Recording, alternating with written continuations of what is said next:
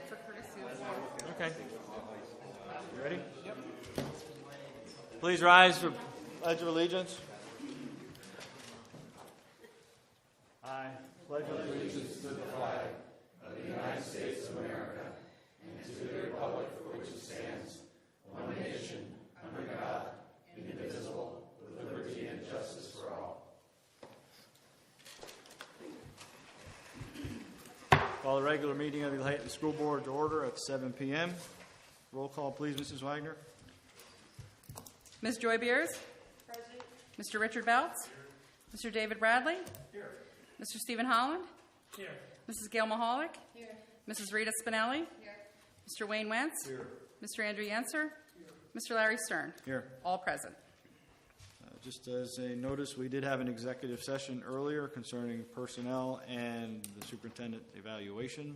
A reminder to board members, please remember to use your microphones and minimize your personal cell phone usage during our meeting. I have two items. There are no presentations this evening. There's two items for public comment on the agenda. First one would be Mr. David Bradley.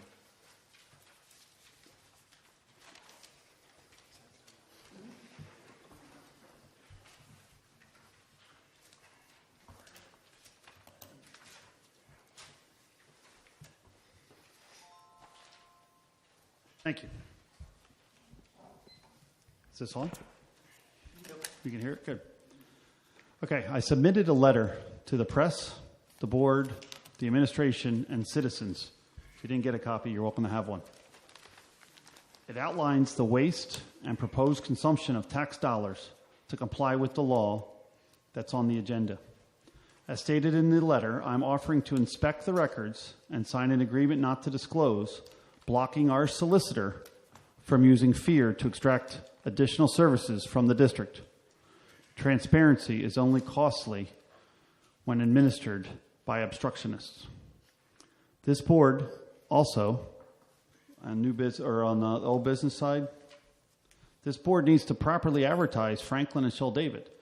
Still, we need to winterize those buildings and control their contents. This district needs to answer why they hired an outside firm without board approval. We also, as a board, I think that's not pertaining to the... Under new business. It's on your agenda. So we also had a... But it wasn't specified on the... Look at it again. Courtesy of the floor. Look at it again. Why are you... I'll wait. You can look. No, go ahead. Go ahead. Go ahead, look. See what it says. Okay. Age. Thank you. There you go. And? XII. Thank you. XII is new business. Thank you. Okay. Also, we had a meeting, last board meeting. We were talking about reviewing the student handbook. And my understanding is that it's been scheduled. But many of the board members didn't know the scheduled date. And in my opinion, I think maybe we should robocall it to make sure we get as much participation as possible rather than the least amount of participation from our community of students, parents, and citizens. Thank you.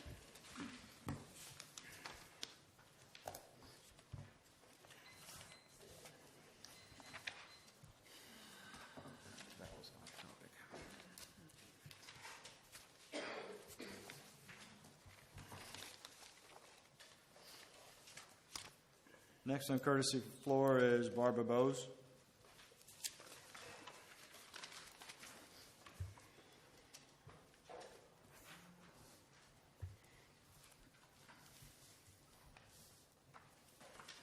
I'm going to be speaking on item H, which is the agenda item, the motion to appeal the Office of Open Records decision. Obviously, the Office of Open Records understands that the only thing that would be needed to comply with state or federal law would be redaction of emails when necessary.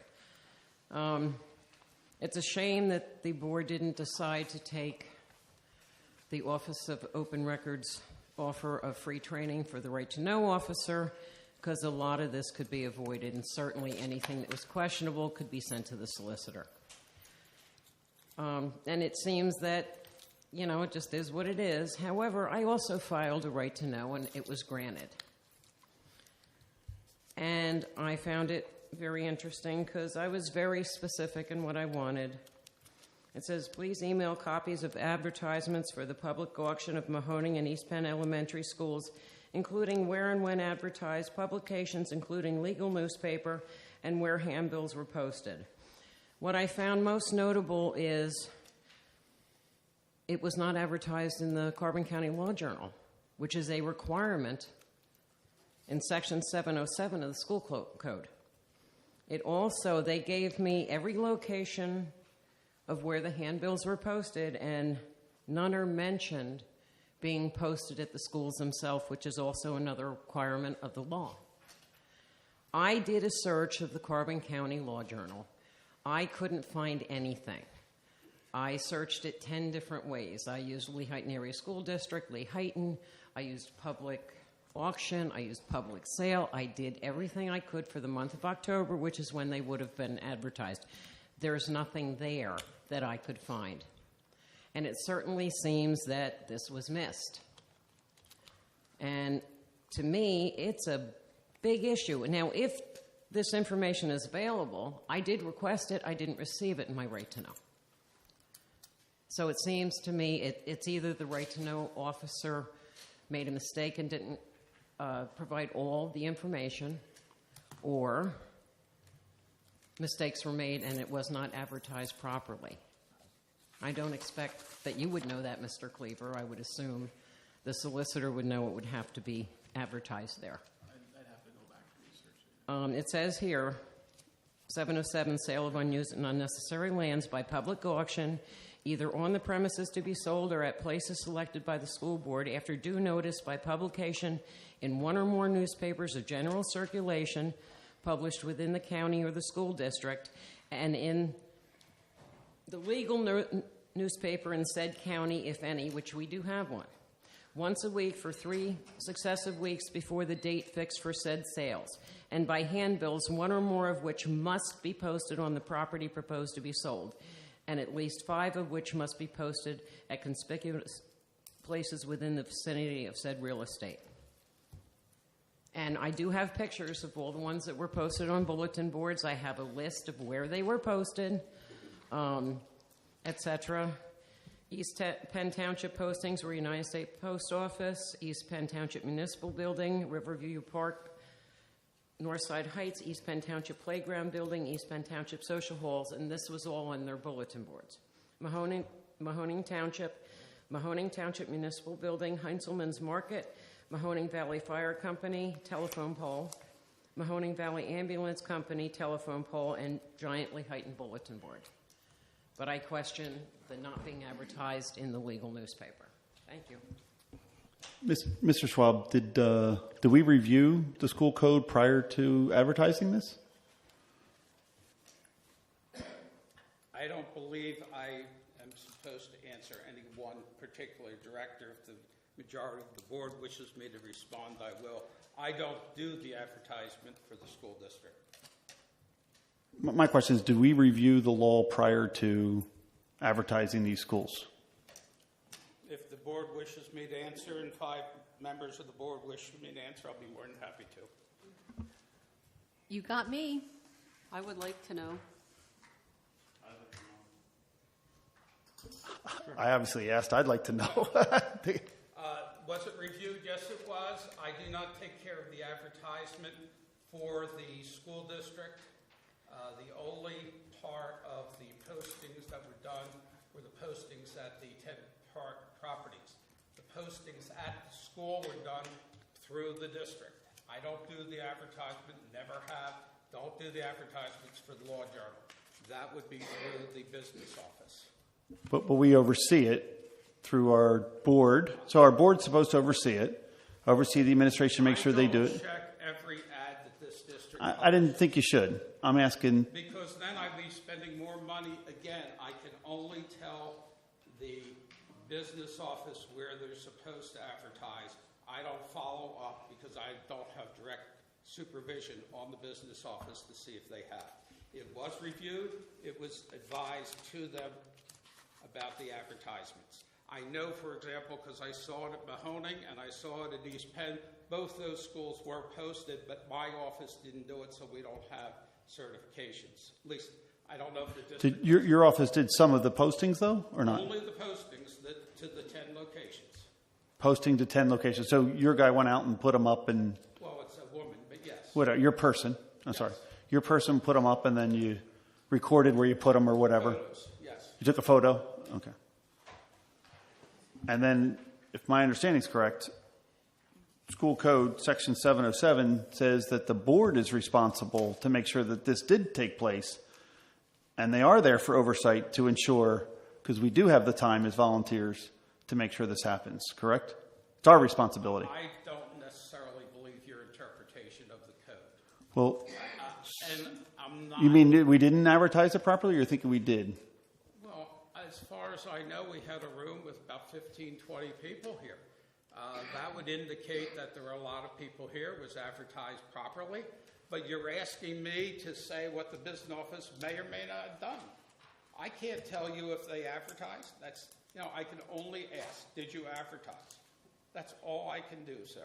But I'm saying it's the board's responsibility to make sure we meet the code of 707 and oversee our district, that they did their job. We do have that responsibility as a board. I don't know if I go that you're going to micromanage. I don't believe any board should be micromanaging the administration. Now, if you ask me, is the administration responsible? Yes. I don't necessarily know that the board has to see everything that goes on and micromanage. I don't believe that's your function. My question would be, is Barb's reading of the code correct? And were the schools to be advertised in this law journal? I have not read that section Okay. or the case law, because frequently the case law changes with me. We've had that before, where the case law is black and white, and then there's a court case that says you can't do that, or that's not mandatory. Okay. So, and I just have not researched it. Right. I mean, that's the thing I would want to know is just, did we comply with the law or not as a district? I know we did with the postings because my office took care of that. The rest of it, I can't tell you. I've never investigated it other than ask, was it done? And as I say, even though Barb said it wasn't posted at the schools, I had visited the schools and I had seen them on the front door. So I know they were there, and I know the district was going to do it. What I said is I didn't receive proof that they were posted. I can't tell you if the district... No, it wasn't in the... If there's no document, you wouldn't get it. Yeah, we didn't take pictures of the ones like he did at the buildings. Well, which is fine, but it could have been put in there that it was posted at each of the schools. But if they don't have a document, they don't produce it. That doesn't mean it wasn't done. It just means they don't have the document. If they didn't pay, for example, the Carbon County Law Journal, and that's a and if that would be a requirement, we may not have any document proving that it was done. Well, neither does the law journal because it's not in there. If we don't pay it, we don't get the benefit of it. That's a bar association function. Well, I can show you the letter. I'm not saying No, that... I just want you to understand this. This is what was sent to the Times News. I got this in my breaks and notes. I can't tell you. I've never looked at it, and I'm not going to research it at a public meeting. No, it just says, and it's from Jonathan Klaver to the Times News. I just wanted you to see that. Okay, that's what it says, and there could be another one that says it goes to Carbon County Law Journal. I don't know. It might not have been found. I can't tell you that sitting here because I wasn't responsible for it. Are we doing this properly? Can we review Section 707 to make sure that Franklin and Shell David are legally advertised for sale? And we should do that soon, I would hope, right? Well, it all depends. You haven't decided as a board yet how you're going to sell it. Meaning you're going to sell it as a private sale through a realtor or an auction. There are two different procedures we have to follow. And until the board decides how they're going to sell it, I can review the law, but it's not going to do any good until we know which way you're going. And that's a board decision. If you want to have a realtor sell it, that's fine. Do a private sale. We need another appraisal. We'll actually need two appraisals because the current appraisal includes the Franklin Athletic Association property. So we have to have that one redone, and we would need a second one if you're doing a private sale. If we're doing an auction, we don't need the second appraisal. It's considered that the auction and the appraisal, we don't even need an appraisal for an auction. But it's for the board's consideration to set a reserve. But the law doesn't require an appraisal for an auction. Can I say something? The law states has to be in a legal newspaper. What's the definition of a legal newspaper? I was always under this understanding that it's available to the public, which a law journal is only available to lawyers and whatever. So we always publish things in the local paper, not an illegal newspaper to me would be publishing it in the school news, a 10th grade newsletter or something like that. That doesn't go to available public. So we published it in the local newspaper, which to me is a legal newspaper. Which it says that you need to do that. It has to be. And I think we supplied that with you, the notice to advertise. And the legal newspaper. Well, what is the legal newspaper? There are only two real legal newspapers in the state, one in Allegheny County and one in Philadelphia County. We have journals all over the state. Now, is that a newspaper? I have no idea what a court determined is a newspaper. It sounds strange. But a journal or a register or a recording, I can't tell you, I haven't done the research. And as I said, there is, one in Philadelphia that's a newspaper. It's published daily. One in Pittsburgh that I believe is every other day. Well, Carbon County has a legal newspaper. It's the Carbon County Law Journal. And That may not be a newspaper, ma'am. It's a journal. That's not a newspaper necessarily. I actually discussed it with an attorney, and they said it is in newspaper format, and it is published weekly. It is not in the newspaper format, ma'am. I can tell you that. It is not, having been former executive director of the Bar Association, it is not in newspaper format. Well, then I got poor advice. It's a pamphlet is how it's set up, as though you would buy a magazine or something of that nature. I'll see if I can find out from the legislature. Okay, thank you. On the communications, superintendent's report. Yes, thank you. We're preparing. Sorry. Thank you. Just a reminder for everyone to turn their microphones on. We're preparing the buildings for staff this week, and we welcome the students on September 4th. I'd like to thank our staff for working so diligently on cleaning and preparing all their buildings. In addition, a special thank you to the teachers and their patience as we moved all our supplies into the elementary center.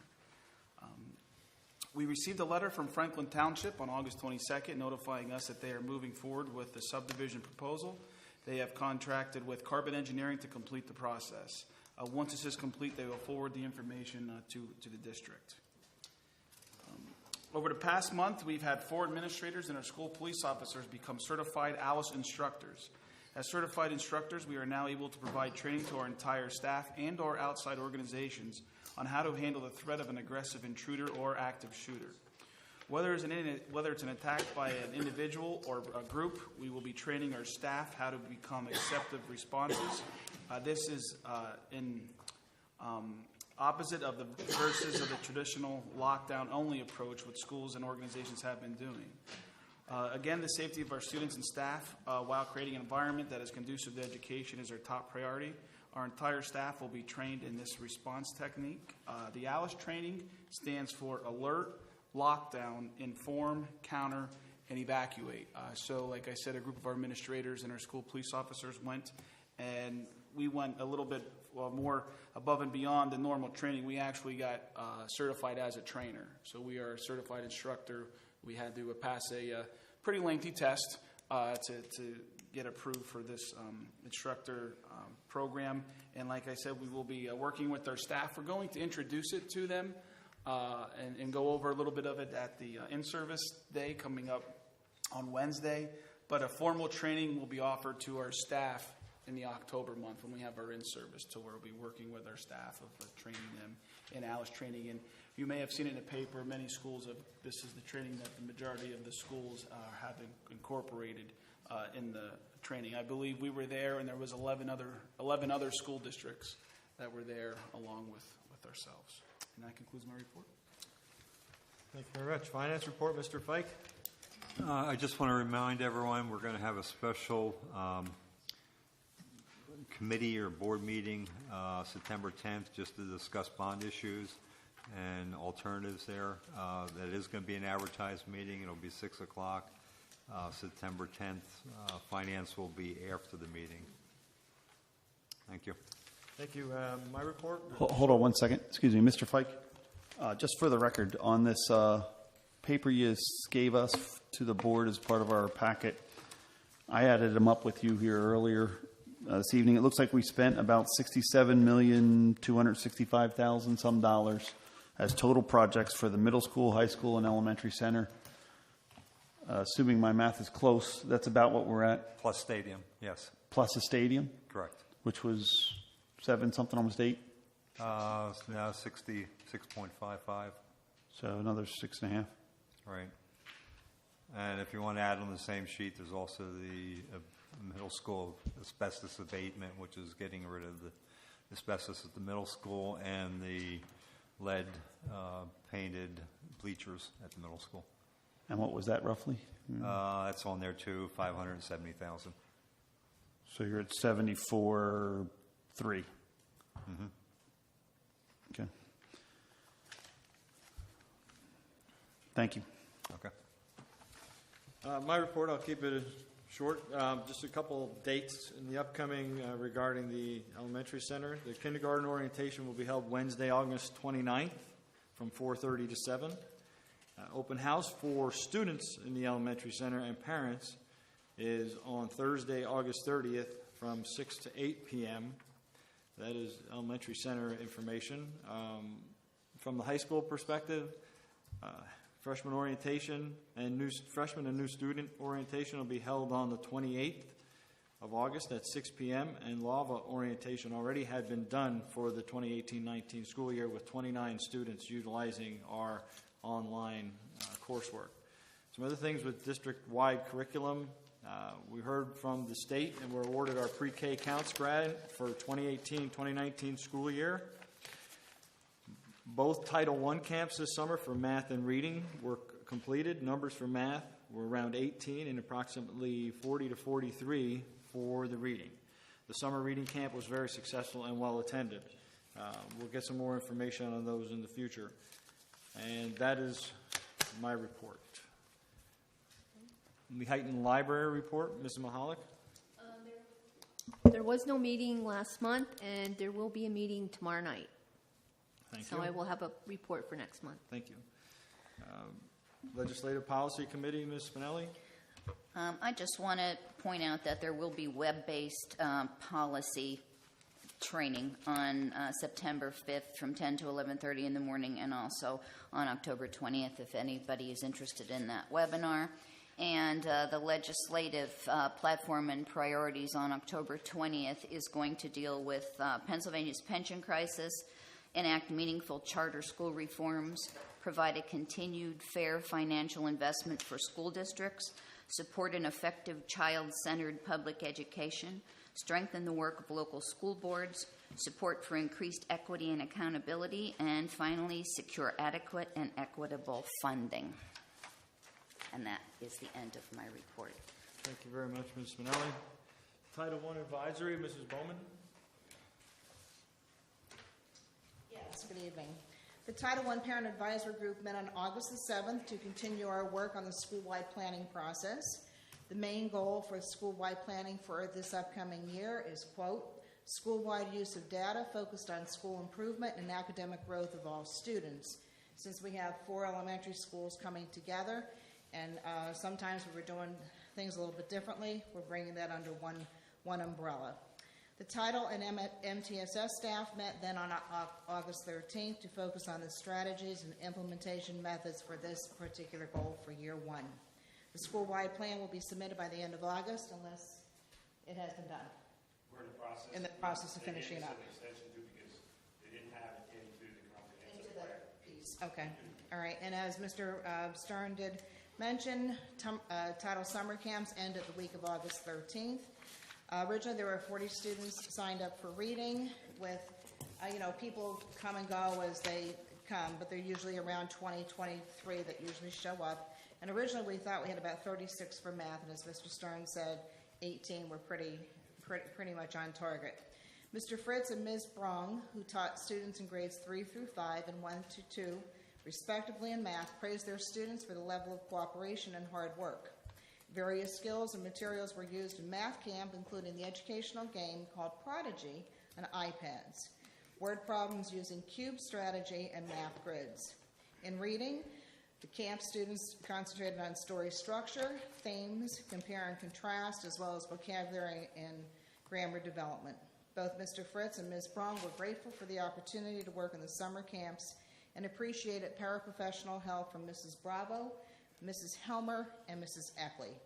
Staff and students worked very hard, and positive feedback was received from students and parents. And thank you to Mr. Fritz and Ms. Braun for contributing to this report, and they had a lot more detail, so I tried to condense it, so anybody is welcome to look at that. Our next regular meeting is September the 14th with title staff at 7:45 a.m. to begin our new school year, implementation of school-wide services, and plan for the fall parent night, which will be held in October. Respectfully submit it, and you have my report. Thank you. Thank you, Ms. Bowman. CCTI report, Mr. Yetzer.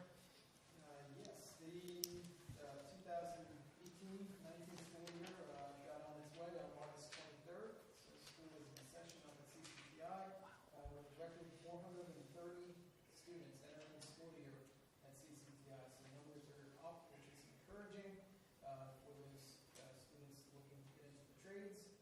There will also be the administration will be getting out into our district. The other sending districts coming up in September here start presenting to freshman students and getting the good word out for next year. So planning ahead already. And that is my report. Thank you. CLIU, Mr. Wentz.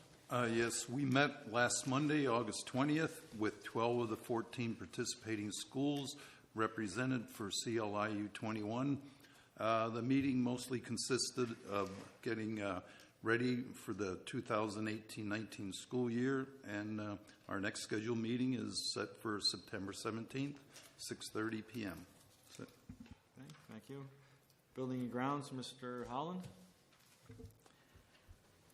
I'm finally happy to say, excuse me, we have a shed for the band, and I am very happy also about it. I still have not seen it. Have you seen it?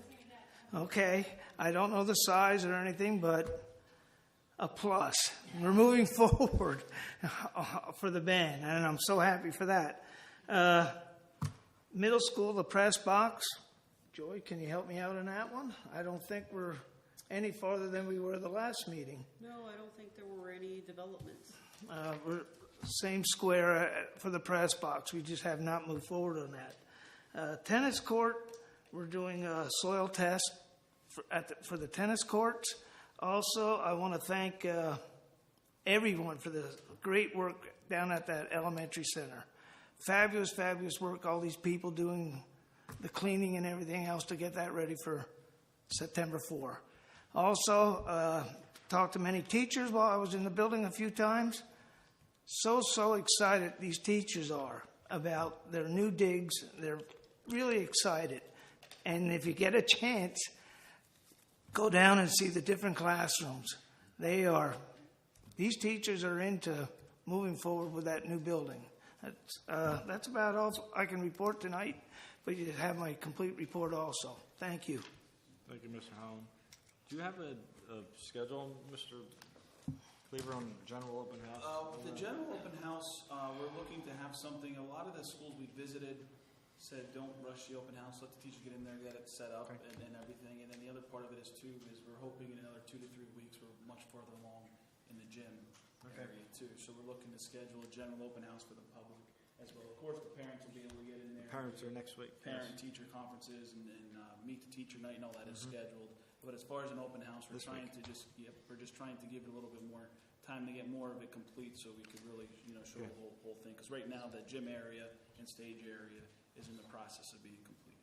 Okay. Mr. Cleaver, I'm going to assume we have no mold problem anymore.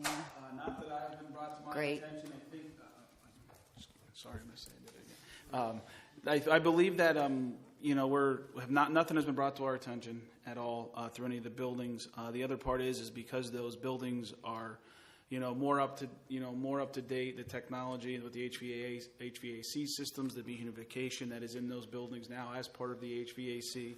I believe that has a lot to do with it as well. Yep. Was there a problem? No, but many other schools are having problems with the summer the way it's been. I was just curious.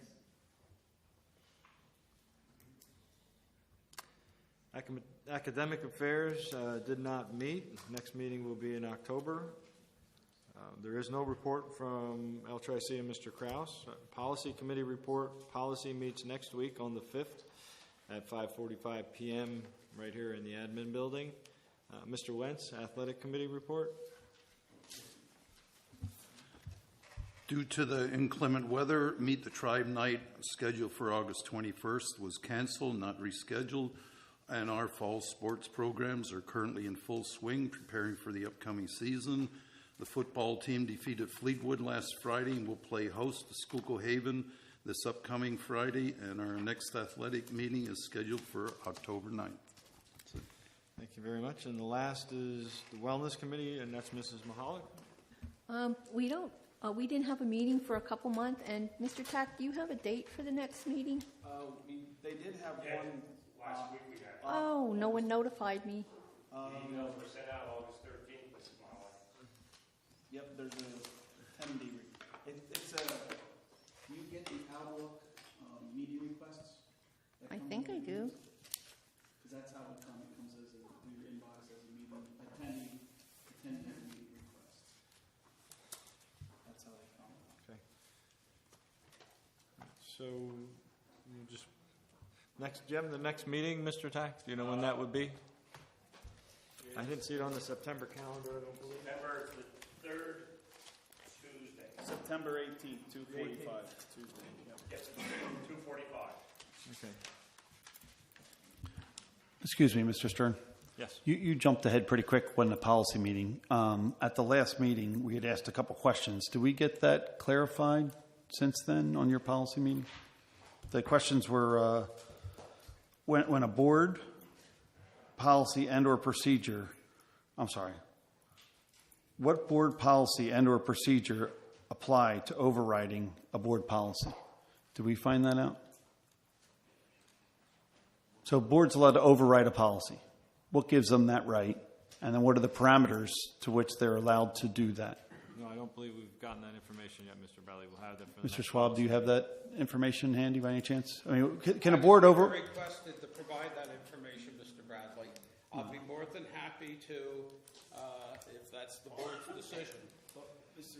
Well, what does the term override mean? Override, that was Yeah, what was it? Yeah, the first one was, what does the term override mean? I believe, just make sure I'm understanding it correctly too, is the policy's in place, what authority does the board have to override that current policy? Right. So what is it meant by the term override was the first question. Do you know? I'm not going to give you something off the cuff and make a mistake. When you have a question that's been framed from the policy committee, you want to send it to me, I'll give you a written opinion. Okay. And the same was, when can they override? Mr. Brown, I did not do that. I did not get that. Okay. We'll have that for next week at the meeting, okay? Sure. Okay, that concludes communications. We'll move on to approval of minutes. I need a motion and a second to approve the minutes of the July 23rd, 2018 regular meeting. Mr. Wentz? Mr. Spinelli? Questions, concerns? Actually, I watched the video using the transcript as closed captioning, and I noticed that there's still a great amount of discrepancy between what was on the video and what was on the audio and what was actually on the minutes. I think we should keep I know it's part of the agenda, but I think we should keep the audio and the video as part of the official record of the board. Thank you. And we should watch how we approve these minutes. Thank you, Mr. Radley. All those in favor? Aye. Opposed? Nay. 2? Ayes have it. Financial matters. Motion and a second to approve the Lehighton Area High School and Lehighton Area Middle School activities funds for July 18th, enclosure number 2, gold. Mr. Answer?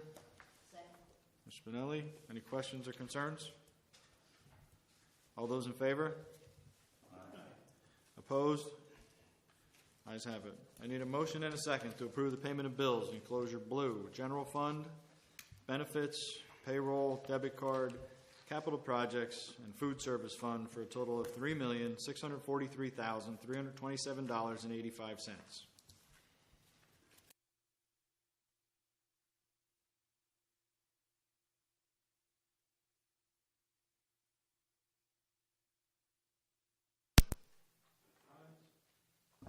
I have one. Mr. Stern, is there any potential legal liability, or maybe Mr. Schwab can handle this, is there any potential legal liability or criminal culpability of the board for any of its members if a majority of the board votes to approve an expenditure without sufficient details or information to make an informed decision? And if so, what are the details of the possible liability or culpability to an individual board member?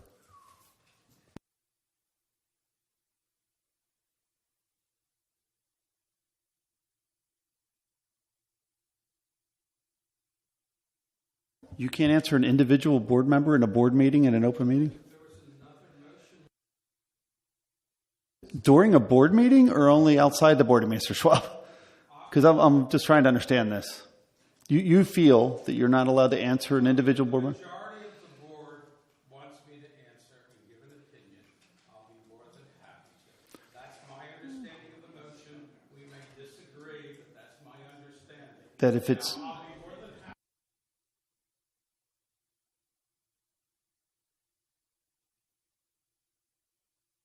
I can repeat it.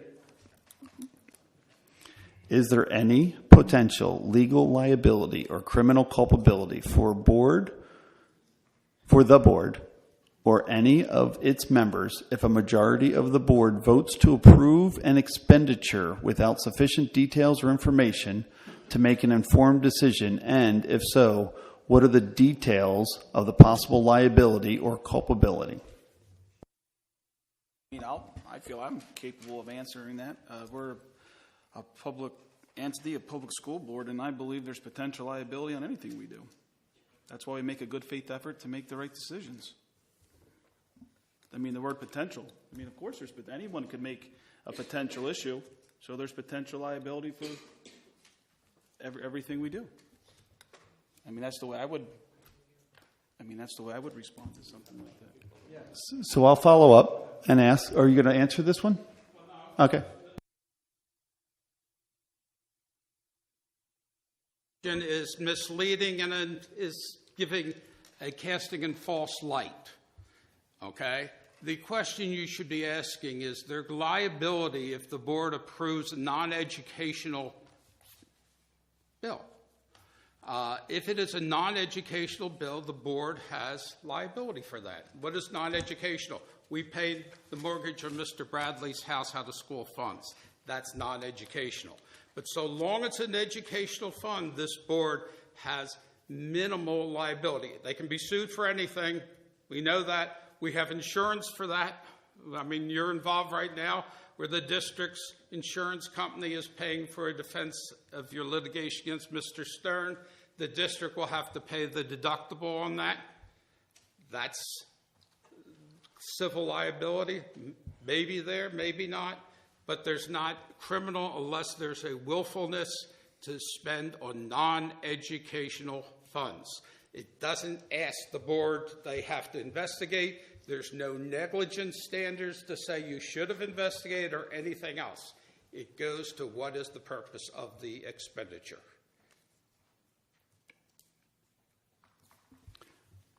So is there possible liability or culpability for the board that could be, let me try it again. If there is this potential possible liability or culpability for the board, could a dissenting board member shield himself from such liability or culpability because they recorded a dissenting vote? I can't answer that for you. I don't know. I mean, let's suppose you were voting on your personal home mortgage. So you say no, but the rest of the board members with a nod and a wink pay your personal mortgage. That probably doesn't insulate you by casting a negative vote. I can't tell you until the actual facts, but if it's a non-educational expenditure. And if it's mere negligence, there's no criminal liability for mere negligence. There has to be a willfulness, and in this case, you talk about a conspiracy of your majority.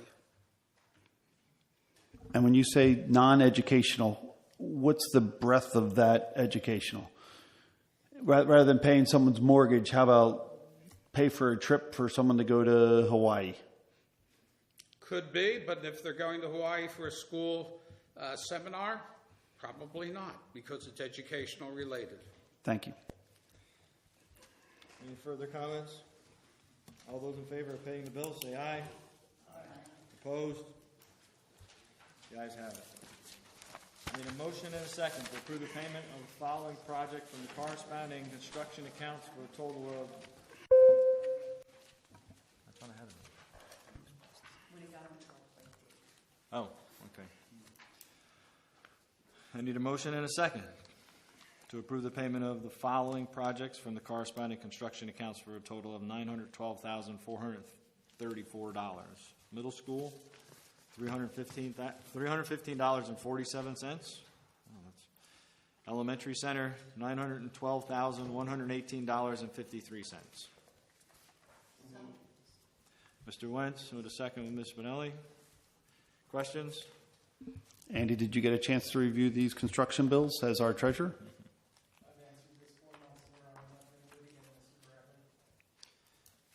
Any further? I am glad you get a kick out of this. Go ahead, I'm over here. You have no tape. It's fantastic. I'm glad you get a kick out of asking that question every month. I'm sure the public enjoys. You're our treasurer, correct? You're our treasurer. That's all I'm asking. We're all board members. This is a board motion. This isn't a treasurer measurement. I have a question.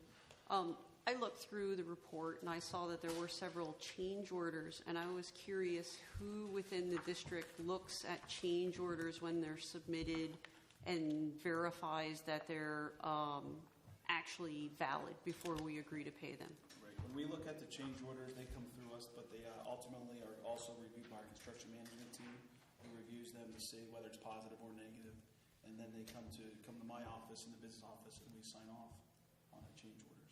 So you're saying the general contractor? No, construction management team, no, not the construction manager. Okay. The change order, whether positive or negative, comes to us as recommended by the construction management team that we have. And they're also responsible for signing off that it's been complete. And we look at it, and then the architects look at it before they submit it to the board. I see. Okay. And we just reviewed this a little bit. What was the total amount of change orders? It was pretty negligible. A couple $1 million? Which project? Well, in total. You did $67 million worth of... Less than $1 million. After $67 million worth of construction? Right. Thank you. Any further comment? All those in favor signify by saying aye. Aye. Opposed? Ayes have it. Need a motion and a second to approve the following reports. Budget report, treasurer's report, which includes the general fund, capital reserve fund, capital projects fund, and food service fund, and enclosure of green. A motion and a second, please. Mr. Holland. Ms. Spinelli. Comments? All those in favor signify by saying aye. Aye. Aye. Opposed? The ayes have it. Need a motion and a second to approve exemptions from the per capita and or occupational per the tax per the attached list, enclosure number 6, green. Mr. Yenser? Second. Mr. Bradley? Questions? All those in favor signify by saying aye. Aye. Opposed? Ayes have it. Need a motion and a second to refund the following occupational tax for year 2017 to the following individuals as listed in the agenda. Mr. Holland? Mr. Wentz? Questions, comments? I'd like to make a statement that it would be important for all district taxpayers to review their occupation as it's listed, because if it was not listed properly, they use a default code, which is very expensive. Thank you. Thank you. Can I add to that to also make sure that they tell us when they retire? Because sometimes they pay it and then 2 years later, that's why some of these are refund. They've retired, never realized they paid it because it comes with their real estate tax bill. And then, we tell the tax collectors, please tell your people if they're at the office to check. And that's what usually happens when they go to the office. They find out that they shouldn't have had paid the previous year and we're refunding it. Right. We should tell all our graduating seniors as well. Yeah. Because they're the ones that get hooked. Yeah. The problem is that by the time the county gets them, it's like 2 or 3 years down the road, which, trying to get the county to move faster.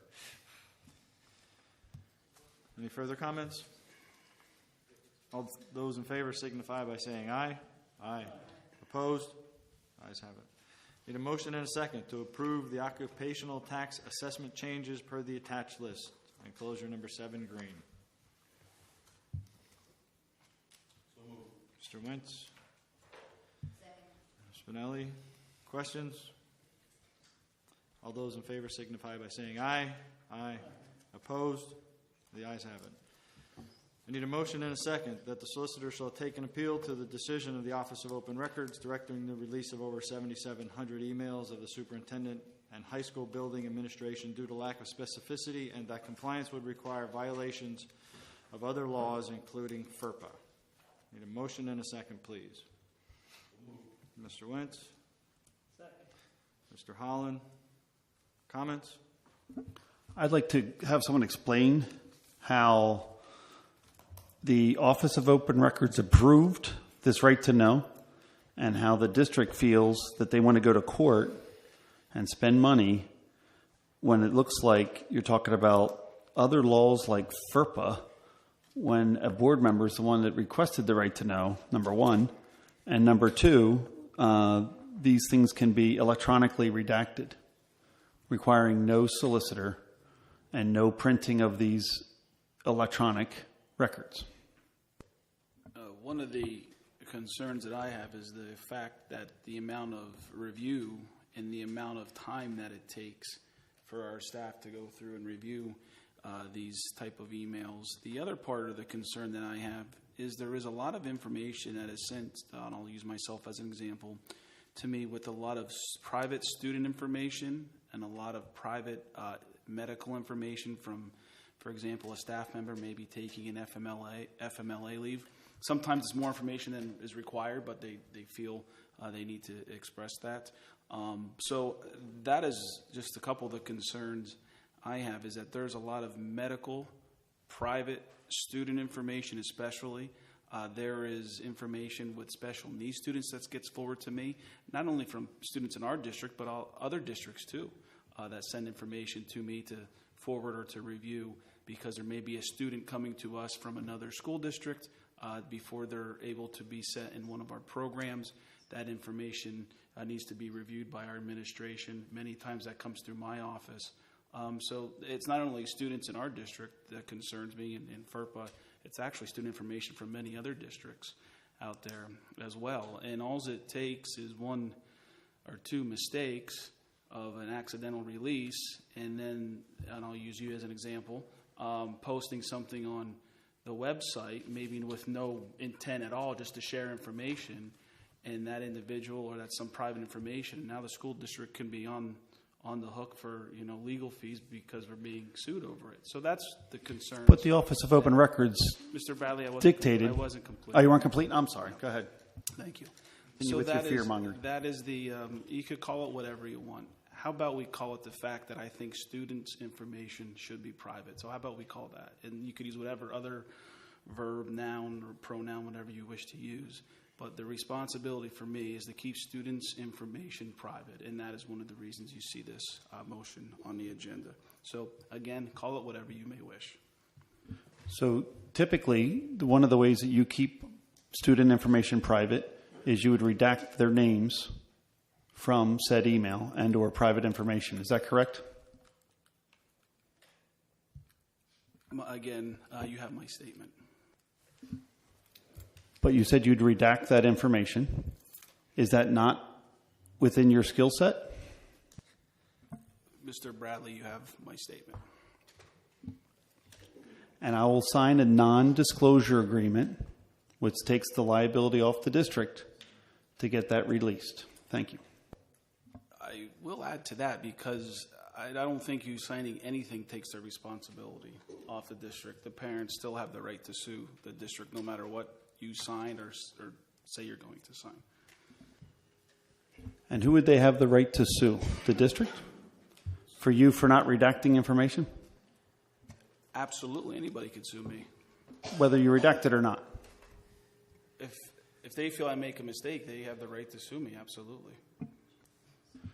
Mr. Schwab, is the district responsible for information that the right to know officer has deemed able to be released to an individual requester?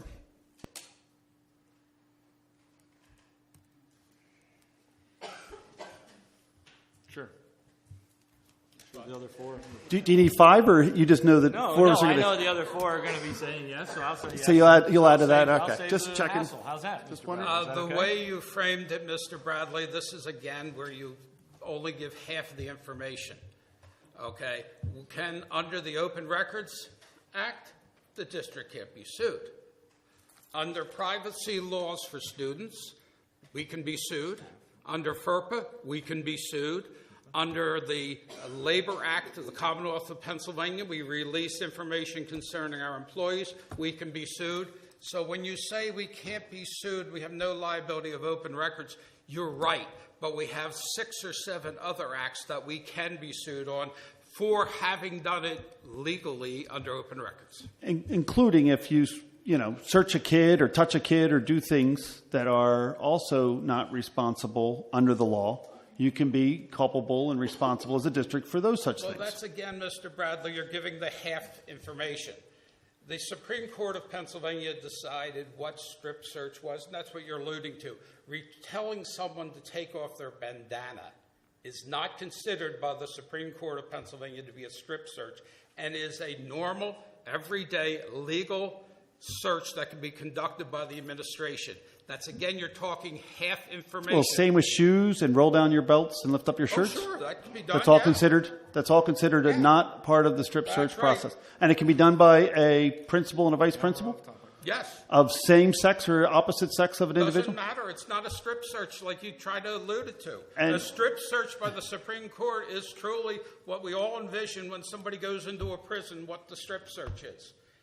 It's been done, for example, in this county, to my knowledge, once by a police department in the last 5 years. And It doesn't happen like you were trying to allude it. And because someone removes a bandana or pulls up their pant leg, that's not a strip search. That's a normal, ordinary search. And that's perfectly legal by the Supreme Court of the United States and the Pennsylvania Supreme Court. But I'm off topic. I'm sorry. Yes, it is off topic. I'd like to make a few comments. I mean, my first comment is the Office of Open Records is recommending that we fill this right to know, right? No. They have said in their plain language to release all 7,700 records as they are. They don't have what Mr. Bradley suggested in his letter, that he has a confidentiality and he'll review them all. Well, first of all, that doesn't protect us from the other laws. Labor law doesn't protect us from FERPA, doesn't protect us from the other laws where our liability Sure, I'm is. just verifying that the Office of Open Records is Said. saying that Yes. we should release the And information. it was probably the most, I'm going to say, bizarre decision, because most of the time they put in a one-liner in there that say subject to redaction. Right. They didn't hear. So my next question is all of us board members at times may be exposed to confidential information, right? Like if we're in executive session and we need to be talking about personnel or students, and we're all bound to keep that information confidential. Right. So does that not apply to Dave Bradley if he were to receive these emails? He's not one of the designated individuals. Correct. I don't discuss medical information in exec session. The board member is supervisory over the superintendent, sets policy, but when we're getting back to micromanaging, you don't have a right to see someone's student records. You don't have a right to see principal's personnel file and see any write-ups unless it comes to you as part of a discipline procedure. It's confidential. The board doesn't get that. Sure. I'm just asking questions. And the final one is if we took this as an appeal to, do you want to take it to Carbon County? Is that what you're suggesting? What is that going to cost the district? I would estimate that it would be less money than providing and redacting 7,700 emails, even if it only takes 5 minutes for each one for Melanie to go over them and look at them and say, hey, I don't know if I need this or not. That's 642 hours. You know, you're talking essentially for her, what is that, 20 weeks? Her salary is going to be more than $7,000. But that's part of it. Part of specificity is the computer department. We don't have our own email server. We have to rely on the intermediate unit. We can have a search for keywords, but we don't have specificity. If we ask for all 7,700, we get all 7,700. And I understand our IT department, Mr. Bradley, doesn't have the ability to do it electronically. So they have to print it to do it. The software is free, by the way, through the state. I'm just telling you what our IT department is. You can talk to Marcus and maybe educate him as well. Did nobody check this at all, of whether or not it exists, this electronic redaction? It's not the... Never? Hold on, wait, I got to ask a question. Did anyone in this boardroom or anyone else in this district over the last, let's say, 20 years of electronics look into electronic redaction so that we're not held by fear of a solicitor that needs to redact everything that gets printed and put out for 600 hours to make sure that this information is not released? That's not my hours. That's Melanie's hours. You're going to close the business office down with her working for 642 hours. And again, I don't trust the electronic program that we could purchase to redact information. It may be free, but again, what type of free are you getting that it's going to be trustworthy to redact something? Did you talk to the PSBA at all about this issue? No, I did not. Did you talk to any other attorneys other than Mr. Schwab? Did I talk to any... Did we get any other advice other than this attorney as a district? Personally, I did not ask that in for anybody's... Mr. Stern, did we get a second opinion? Because we didn't have this issue prior to the last 6 or 8 months. So did we get a second opinion on this issue? No. No second opinion was done on this issue? But you keep going... Hold on a second. Are you going to say on the record that no second opinion was... Don't put words into my mouth. What I'm going to say, it's not the process, it's not printing the paper, it's the content of the information that has to be reviewed. Not according to the Office of Open Records. Well, but Office of Open Records, according to Mr. Schwab, is not liable for anything that happens if it's released. So I asked, did we as a district get a second opinion on this matter? I asked for a second opinion. Who authorized you to ask that second opinion? When you hired me under my retention agreement, you hired, if you recall, King Spry as my support counsel. When I want a second opinion, I go right to them and say, give me an opinion, and they gave me one. And what did that cost the district? I don't believe it's been ever billed to the district. They do many of that as a courtesy because they do our special ed. So no expenditure was authorized by you, so you asked them for a freebie? That's what lawyers do frequently, yes. Okay, but you asked them for free, so we will not be seeing a bill? I didn't ask them. I just. Well, we might be seeing a bill. I don't know if you're going to see a bill. They don't bill me directly. They bill the district. Okay, Mr. Fike, will we see a bill for any time that Mr. Schwab calls King Spry and asks for a second opinion? I haven't yet. I know he's had other things he's checked with them before. So I haven't seen a bill from them on those. The only thing they bill is for special ed. Okay, excellent. Now, I shouldn't say that because the insurance company did hire them on the lawsuit. We'll probably get that deductible bill sometime down the road. But that was done through the insurance company. We didn't hire them. Right, but We as a board only hire one experienced solicitor to do a job.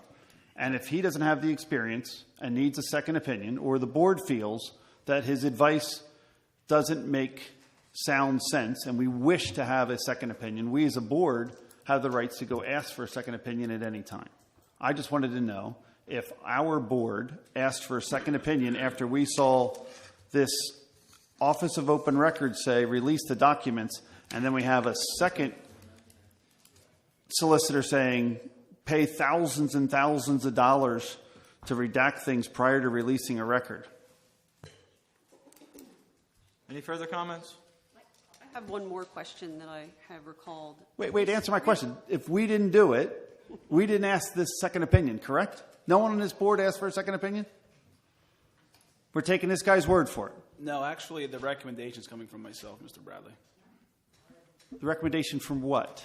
For us to take this appeal is actually coming. I'm making a recommendation. You're making the recommendation. Right. Okay. Did you get a second opinion other than from our solicitor? No, I did not. Okay, may I ask my one more question? Recently, Bill, I don't know if you saw it, but I think that the city of Reading was found to be in some kind of trouble for not answering a right to know, and a judge ordered them to pay a fine. Do you think that I mean, you probably know more about the case than I do. I think maybe a union brought the lawsuit or something like that. Well, that's part of, let's suppose we put these out and didn't redact them. The PSBA could sue us for that. PSEA. Mm. And they would, as a right, could be awarded attorney's fees under labor law. Mm-hmm. But in the Reading case, it was a under union. The open records, they wanted certain information as part of the bargaining that we normally are also required to give under our Pennsylvania labor law. Right, and it was withheld in that case. Yes. The information was withheld. They had asked for certain statistic information. When you go into collective bargaining, the union will ask for how many sick days do we have, how many people that are accruing, who's on this step, who's on that, right. Things of that nature. I mean, if we decide... You could tell the labor union to pound sand. So they go around the circle and ask it for open records. Reading didn't give them anything they were supposed to. Right. Under any law. They just... Okay. And here, if they said, give them the 77 subject to redaction, I may have had a different recommendation, but that wasn't their decision. Are you suggesting that in these emails is negotiations on contracts? No, I didn't say that, Mr. Bradley.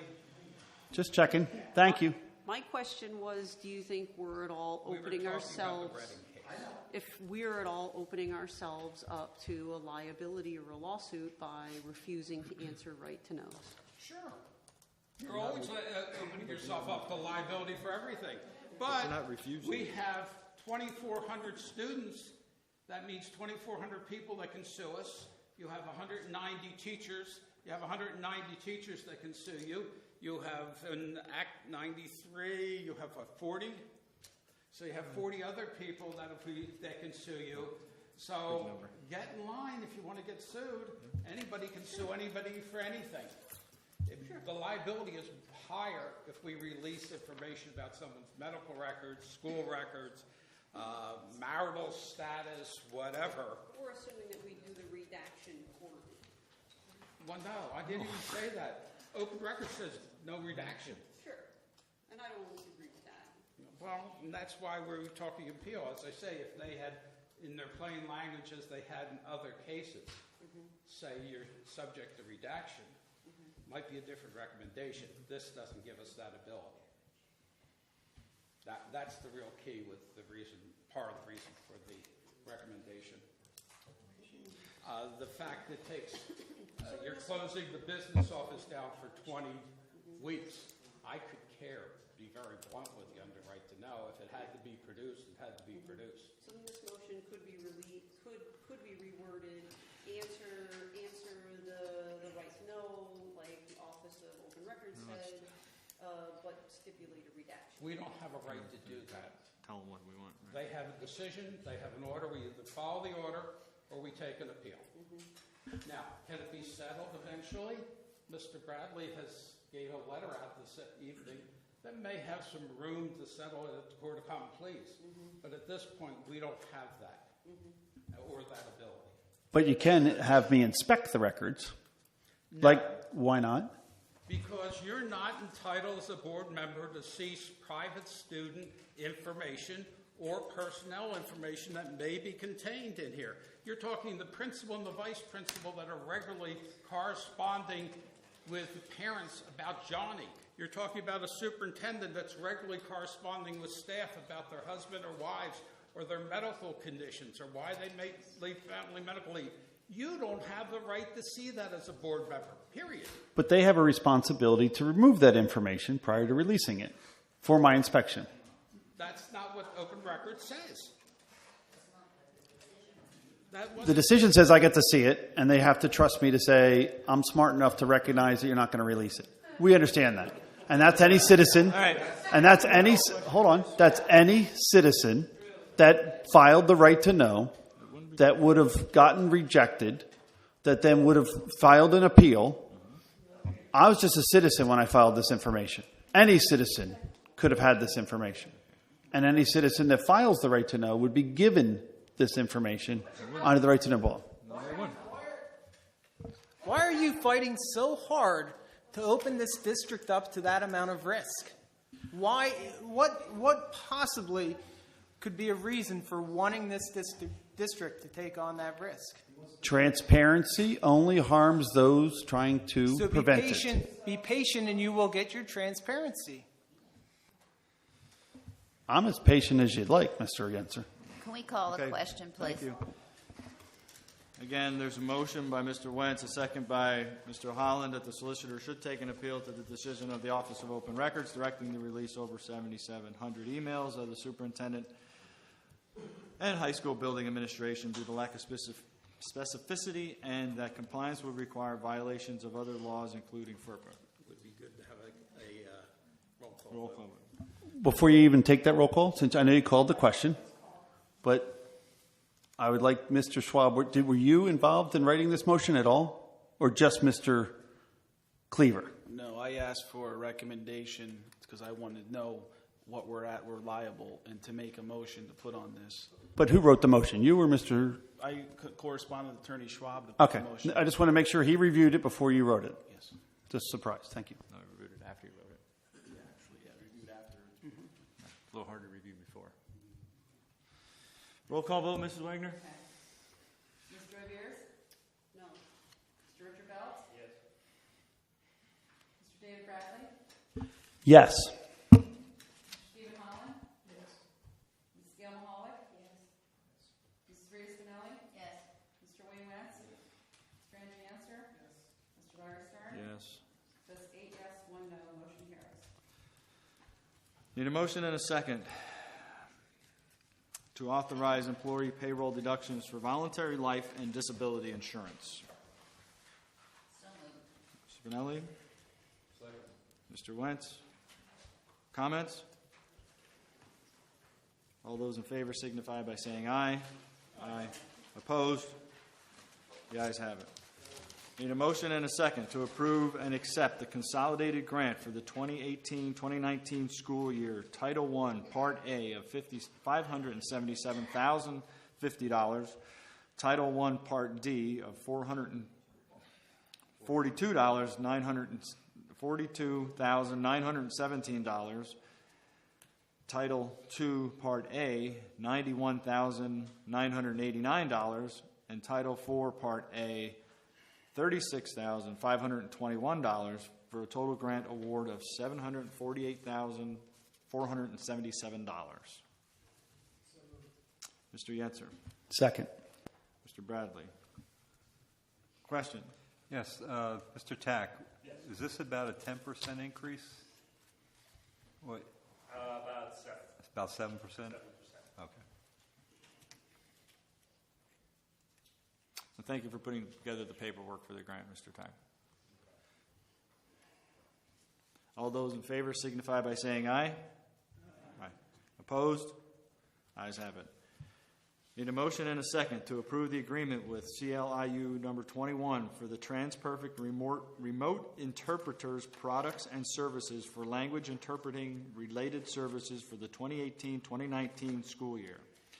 The cost is a monthly minimum of $50 if the service is used. Closure agreement. Mr. Yentzer? Ms. Spinelli? Questions? All those in favor? Oh, Steve? Yes, Steve. Okay. Is there a max on this? No, we request this in the event that there's a meeting with a parent who maybe they have to need sign language. We also do for graduation. We have someone who signs through them, so we use the service through the IU for all of that. But it's basically only required if it's requested at the parents or guardian's request. Any further questions? All those in favor signify by saying aye. Aye. Opposed? The ayes have it. Need a motion and a second to approve employee number 1633 and employee number 1658 to attend the National Association of School Resource Officers, NASRO Basic SRO/SPO course in Schnecksville, PA on October 1st through the 5th, 2018, at a cost not to exceed $1,300. Funding through the Safe School Targeted Grant for School Officer School Entity. Motion and a second, please.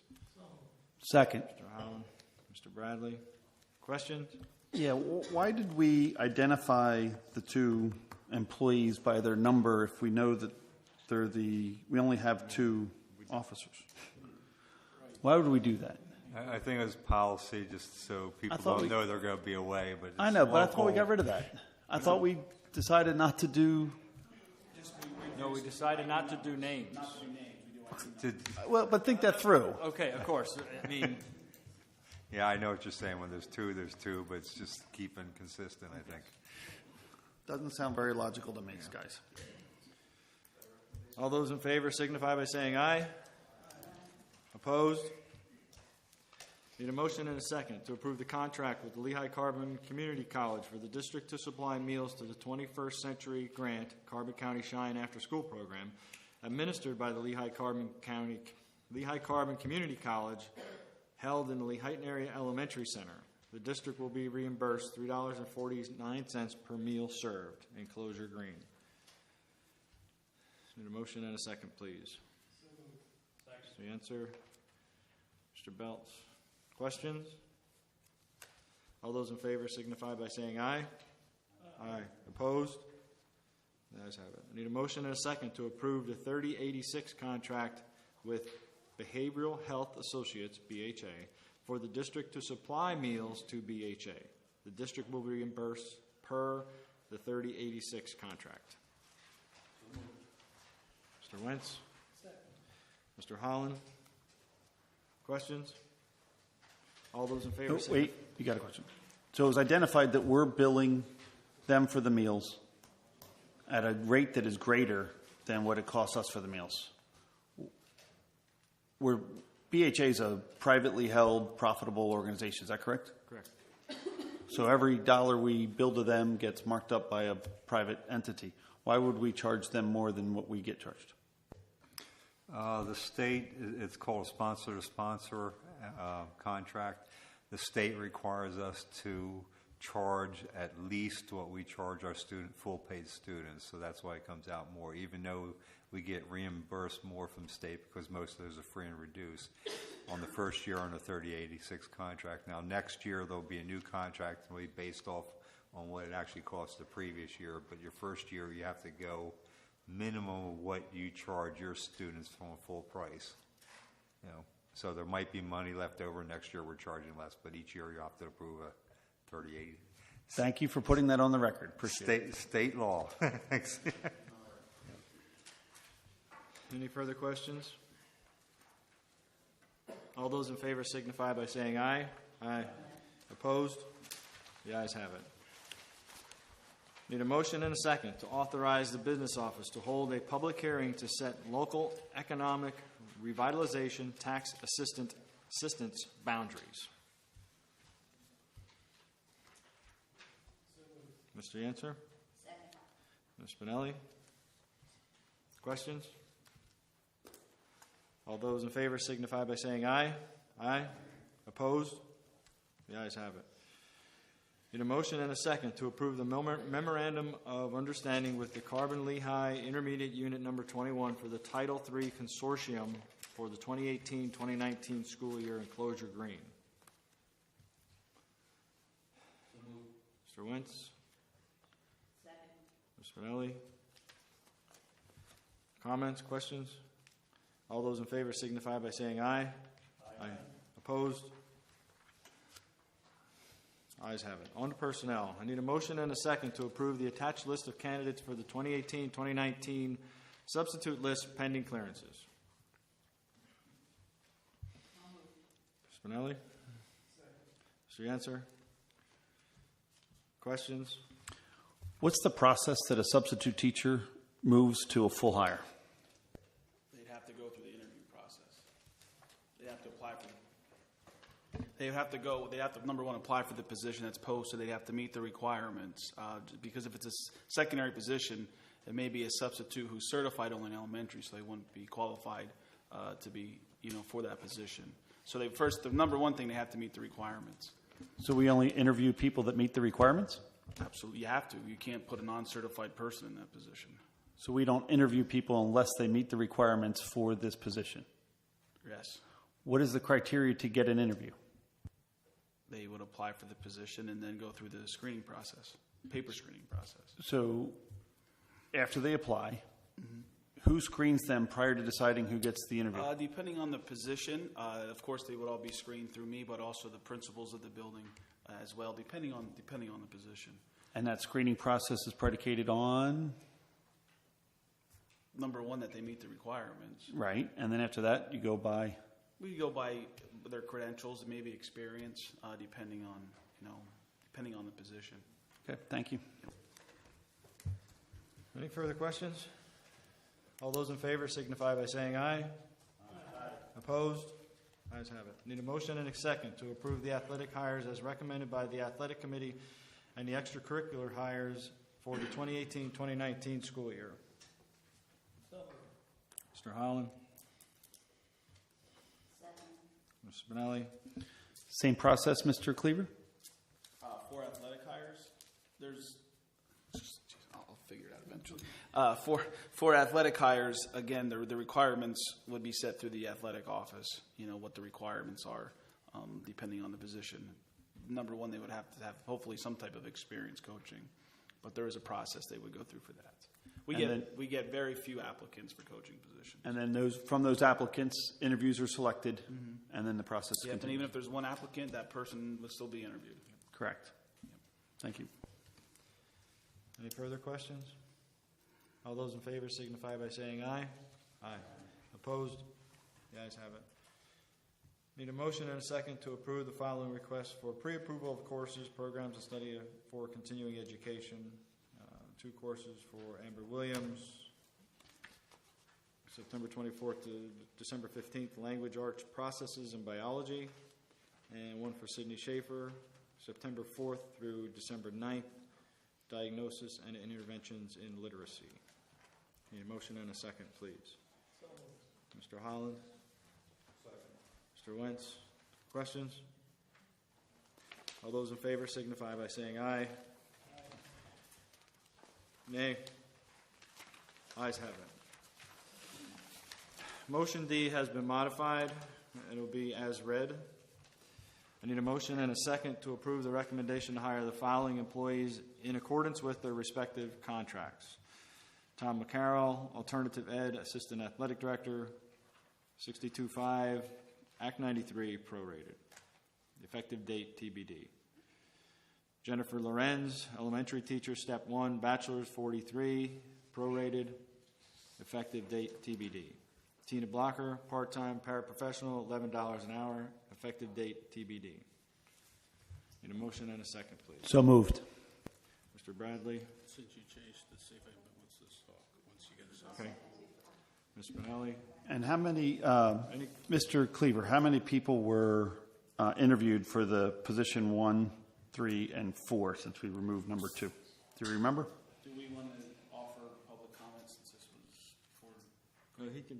I will offer public comment, but he can ask the question first. That's fine. How many applicants? How many were interviewed? We had 3 interviews for the first one. Okay. Elementary teacher, there were so many that I believe it was 20 altogether. 20 interviews or 20 applicants? 20 interviews, okay. And the part-time paraprofessional, There was one. And how many applicants for the first one, roughly? there was 5, 3 interviews and 1 declined. And then the next one was, you said, 20. There's 20 interviews for the second one. There's yeah, but probably 100 applicants. about 100. And then the third one? One applicant, 1 interview? Okay. Thank you. Public comment, since I altered the agenda on this item. All those in favor signify by saying aye. Aye. Opposed? Ayes have it. Need a motion and a second to accept the resignation of the following employees: Chelsea Gurman, Beth Marstetler, James Fox, and Judy Patterson. Ms. Spinelli. Second. Mr. Bradley. Questions, comments?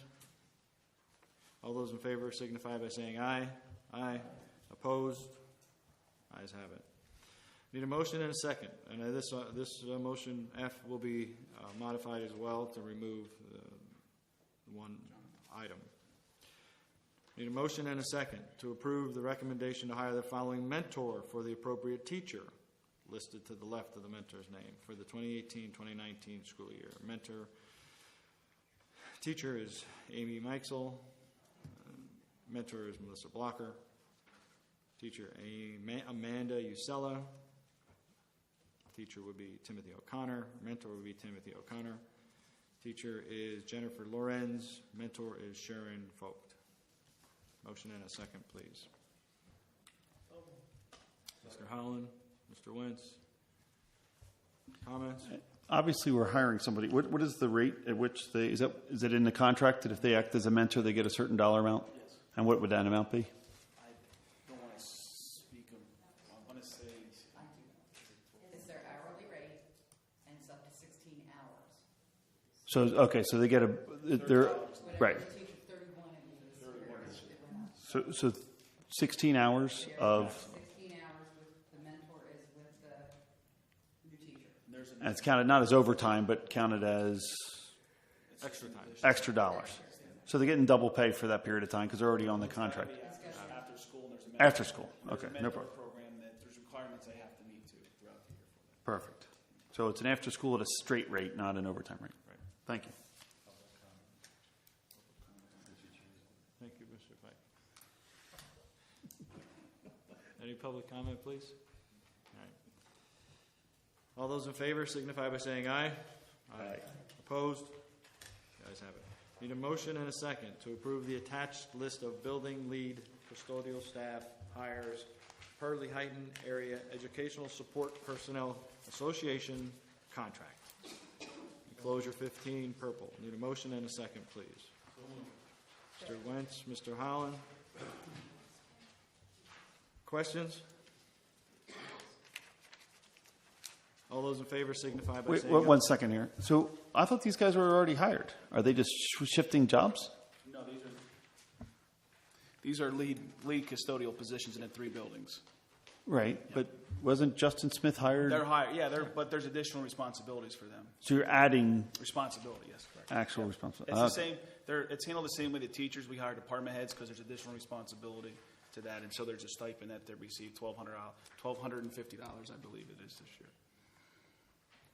That's in the replacement of Mr. Long and Mr. Comfort. Yeah, it was part of the process of not replacing our 2 supervisors that we had as Act 93 positions and the maintenance position. Any further questions? All those in favor signify by saying aye. Aye. Opposed? Ayes have it. Need a motion and a second to approve the pilot components of a healthy outdoor recreation and leadership opportunities with Blue Mountain Resort in the 8th grade health and wellness, PE, and career curriculum. Transportation funding through the Ready to Learn grant. Mr. Yenser? Ms. Spinelli? Questions? All those in favor signify by saying aye. Aye. Opposed? Ayes have it. Need a motion and a second to acknowledge FMLA leave for the following employee not to exceed 12 weeks. Employee number 1038, effective 8/23/2018. Ms. Spinelli? Mr. Yenser? Questions? All those in favor signify by saying aye. Aye. Opposed? Ayes have it. Miscellaneous. I'd like to take 1 through 6 on the next motion. Motion and a second to approve the following school enrichment journeys 1 through 6. Mr. Holland. Mr. Belts. Any questions? All those in favor signify by saying aye. Aye. Opposed? Ayes have it. Madam Secretary, just make sure the minutes note that Mr. Bradley left the room prior to this motion and did not vote on the motion. Need a motion and a second to approve homebound instruction for student 53581. Mr. Belts? Mr. Wentz? Questions? All those in favor signify by saying aye. Aye. Opposed? The ayes have it. Need a motion and a second to approve the pre-K counts parent student handbook for the 2018-2019 school year. Mr. Yenser? Ms. Spinelli? Questions? All those in favor signify by saying aye. Aye. Opposed? The ayes have it. Need a motion and a second to approve the eLearn 21 Lehighton Area Virtual Academy Parent Student Handbook for the 2018-2019 school year. Need a motion and a second, please. I will second. I got one. All those in favor? Oh, comments, please. All those in favor signify by saying aye. Aye. Opposed? Ayes have it. I need a motion and a second to approve Georgia's Transportation Company Incorporated list of school bus drivers for the 2018-2019 school year. Mr. Yenser? Mr. Holland? Questions? All those in favor signify by saying aye. Aye. Opposed? Ayes have it. On to programs. We'll take the next 1 to 31 as a consent agenda item. I need a motion and a second to approve the use of school property for items 1 through 31. Mr. Wentz. Mr. Holland. Questions? All those in favor signify by saying aye. Aye. Opposed? The ayes have it. I need a motion and a second to approve the second reading and adoption of the following Lehighton Area School District Policy, number 819, Suicide Awareness and Prevention, enclosure yellow. Mr. Yenser? Mr. Spinelli? Any questions on that one? All those in favor signify by saying aye. Aye. Opposed? The ayes have it. Need a motion and... Excuse me, Madam Secretary, just make sure the minutes reflect Mr. Bradley returned prior to the vote on that motion. Need a motion and a second to approve the Lehighton Area School to offer a winter credit recovery program for students at a cost not to exceed $150 per class using the Apex Learning System for 15 two-hour sessions after the first semester. The number of instructors will be determined by the number of participants. There will be no cost to the district. Mr. Holland? Mr. Belts?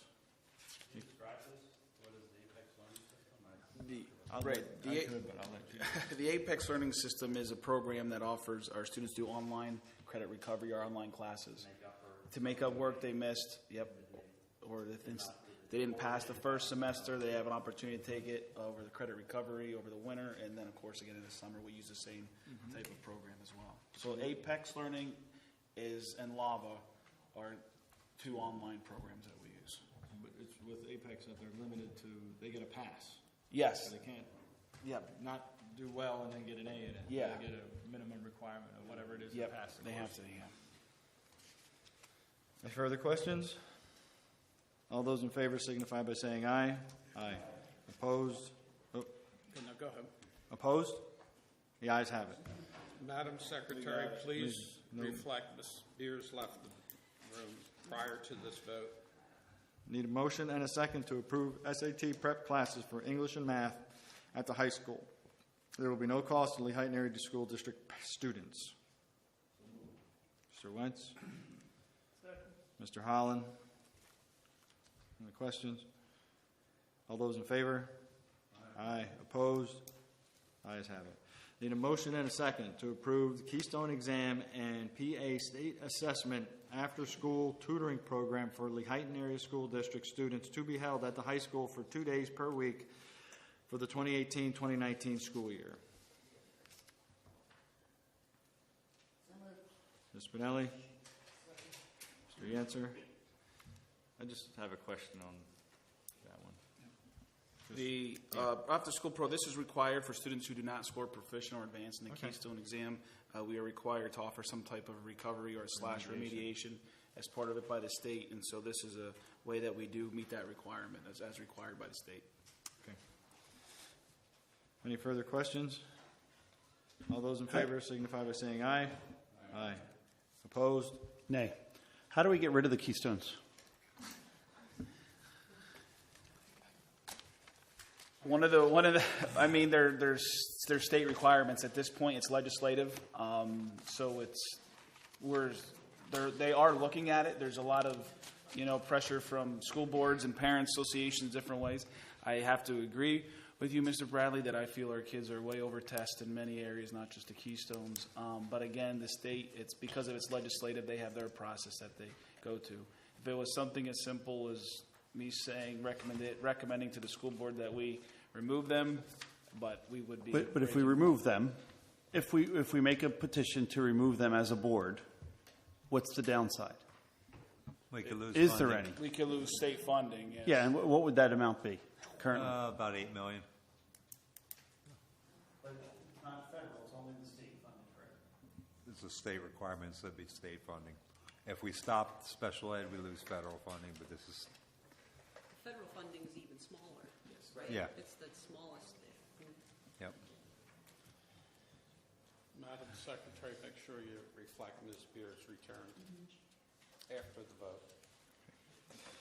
Next item, old business, sale of Franklin and Shell David.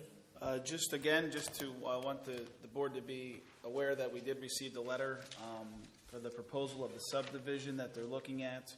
They are looking at dividing Franklin into two parcels, as they stated, with the fields being one, and then the school and the soccer fields being what they're considering Lot 1 and Lot 2. Those are the two areas that they are looking at for their subdivision. I have no information at this time on Shell David.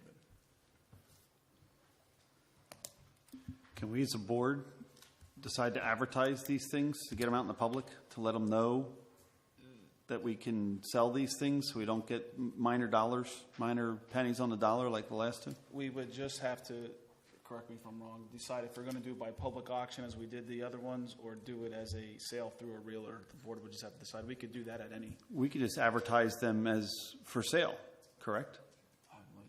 Can you advertise as quote-unquote available? I think we can advertise that we're accepting offers. But then we're going to have appraisals and everything else if you're going through a private Correct. sale. We're going to sell an asset. It's millions of dollars worth of value. If You should sell it. Put an ad in, there's nothing that stops it. There will be additional requirements depending how we ultimately sell it. Does any, can I make a question? I make a motion that we, Can I have a question first? If you go one direction, can you do both directions? That it's either a sale or auction? No. Okay, so it's one or the other at the time of advertising? Essentially, what was done with East Penn and Mahoning is we had individuals that were interested in the building to give a minimum bid or reserve. Okay, but ultimately we went through the auction route because it did need another appraisal and some other things. But that was a board decision. But there is nothing wrong with saying it's available and going from there. I mean, we're going to need more than just somebody coming in and saying, now I want to buy it. You're going to have to... Yeah. Are we able to advertise for letters of interest? Yes. Maybe that's a Yes, appropriate way to do But it. you also have the issue at this point, especially with Franklin, of we don't know what we're selling. Until we have the subdivision, you really don't have a meets and bounds description. That, for example, let's suppose... are they changing the meets and bounds from what was originally done? I have no idea what the surveyor is going to do. That's not my profession. What did we tell them to do?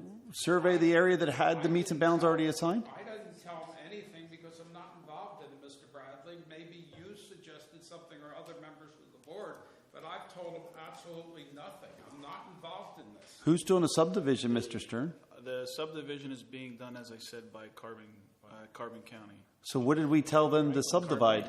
Who's drawing the line? They are or we are? Franklin is drawing the line for us to approve. So Franklin's drawing the line for us to approve. There's two lots. Again, it's the upper lot and then lot 2, as we said. So the soccer field area and the building are lot 1. Lot 2 is the upper fields. So this board abdicated its responsibility to give property away to the person that we're giving it to? No. It still has to come back here for a vote. The subdivision. You have to approve the subdivision plan.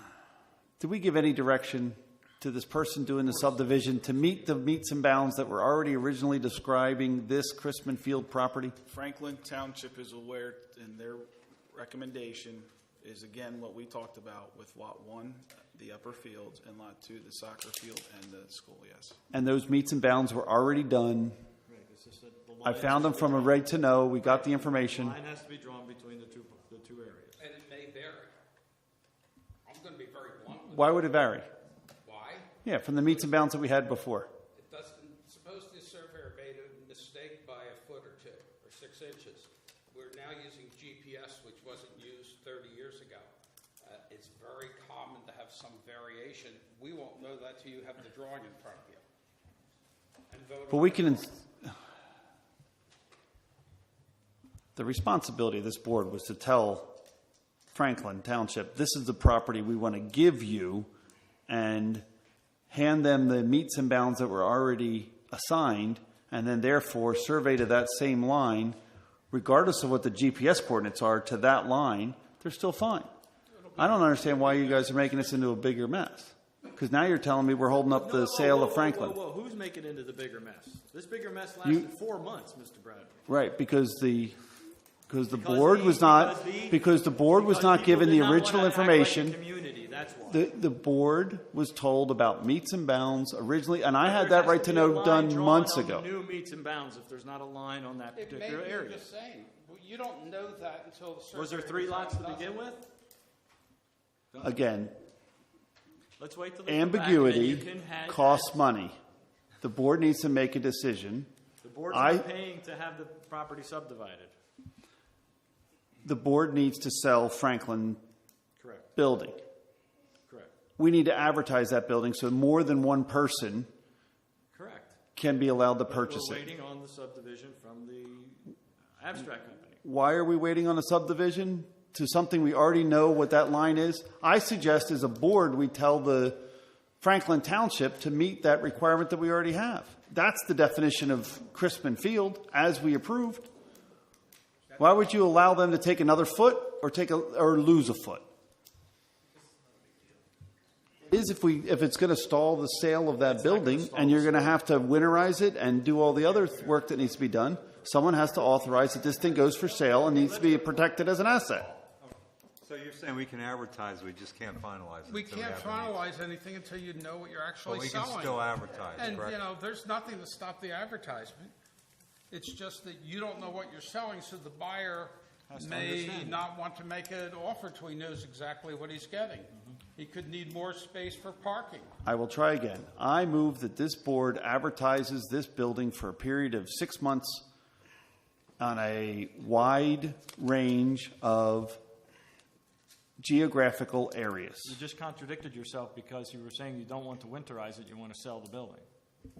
I want to winterize it, I want to protect the asset, but I want to move forward so that you guys don't stall longer until you decide not to spend the money to winterize it and protect the asset that we're going to tried sell. to move forward for 3 or 4 months, and we weren't able to move forward to Do have it that happen now. for the Franklin Township. I've just made a Athletic motion. Association. If I can get a second on a motion that we advertise this building How for would the you next like the 6 motion? months, Please restate the motion.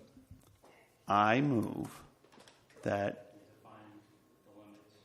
we advertise this building for sale within a 250-mile radius of Lehighton in commercial real estate. For what? For 6 months. For what? You For sale. For sale? No, it isn't that it's for sale. It's how much is it for sale for? Let's just put it up for sale, Mr. Stern. So you're asking for letters of intent? Nope, or I'm bids, asking to or sell the bids, property. or bids If you or want to use the appraisal that we had done, minus the $50,000 that other field was, that's $700. Let's use that number. Do you mean up to 6 months in case you have a satisfactory bid before then? Because up to 6 months, for 6 months means you can't sell prior to 6 months. Correct. You cannot sell this building for 6 months. You want to advertise it for 6 months. You want to take the time to find the most viable person to purchase this building for a minimum of the appraised price of $700,000. How about that? I would say up to 6 months. Not up to 6 months, Mr. Stern. A minimum of 6 months. I'm conceding so that. if some company walks in and offers you $7,000 cash or $700,000 cash for the building, you say, "Oh, I got to wait 6 months." Correct. Just like the appraiser told you, you should wait at least a year to get the most value for it. No, So I you don't might think the get more appraiser value if you just be a little you can run that patient, motion Mr. if Stern. you like, sir. I did. I made the motion. Any second to that? Okay. How many publications are within a 250-mile radius that we're, because 250 miles goes to Boston? The internet We can covers it. advertise Thank on you. the internet across the nation. Well, we said for very commercial little, so. real estate publications. But Yeah, they have those on the what- internet, What Andy. It's commercial kinda Yeah, on cool. the real estate internet. publication, Yeah. At Multi-list. no cost. Okay, well, we got a roll call vote, Ms. Wagner? Please reread the motion. You can do it with majority, you can't I have sell. I have a motion by David Bradley, second by Gail Mahalik, that the board advertises this building, I'm going to assume it's Frank's. Yes. I suggest we do both. These buildings. Thank you. You will. These buildings. For 6 months to a wide geographical area. Oh, yeah. 250-mile radius in Lehighton in commercial real estate. Do you want to add internet, like, Now, that's, Mr. Fike will figure out how he wants to advertise it. And it's for a minimum of 6 months. I have for 6 months, so you want for a minimum? Minimum of 6 months prior to accepting a sale. I know. Mr. Schwab, since this involved real estate, if I remember, it has to be a roll call? Yes. Okay, but prior to roll call vote, public comment, please? Thank you. So you want to advertise a piece of property that you don't even know what the piece of property is. No commercial company is going to look at that property and go, "Oh, I want to buy that, but I don't know what it is." We do have a list of what that property entails. But if we're getting a subdivision done, then it's possibly going to be changed. It could change as much as the limit of that line, depending on the differential between the old meets and bounds and a GPS coordinate. Okay, but that Minor. still could make a difference for a company that's willing to spend, what, $700,000? Possibly. You're really looking at how many acres? But still, that's a big amount of money to go, "Oh, well, I don't know if I'm going to lose a foot or I'm going to gain a foot, or possibly more." You can't advertise something for sale when you don't know what you're selling. You can, because You can, you see but- acreage listed for sale, 700 acres plus or minus 10 acres. You know, stuff is listed for sale like that. So this is only, how many acres is the Franklin? And the last building was sold before people could even look at it and make an evaluation. So, I mean, So- you talk about a commercial opportunity. All right, we When don't you have look to at, argue you with wanted the- to be able to look you at a don't have to building to argue do with- you don't have to an argue engineering with the study. community. I'm sorry? You don't have to argue with the community. I'm not arguing. I'm You can let her mentioning make her that the statement. last, You don't have a to- good you don't point. have to- She has a very valid point, and it should be reviewed. That's why they have this public discussion. It's great that the public can participate. She mentioned something very valuable. It is very reasonable to allow that plus or minus a foot to be part of the proposal, and most people would recognize that.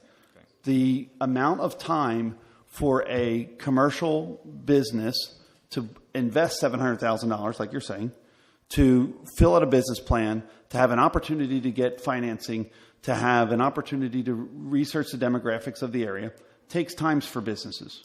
Most of them do not operate in a 30-day period.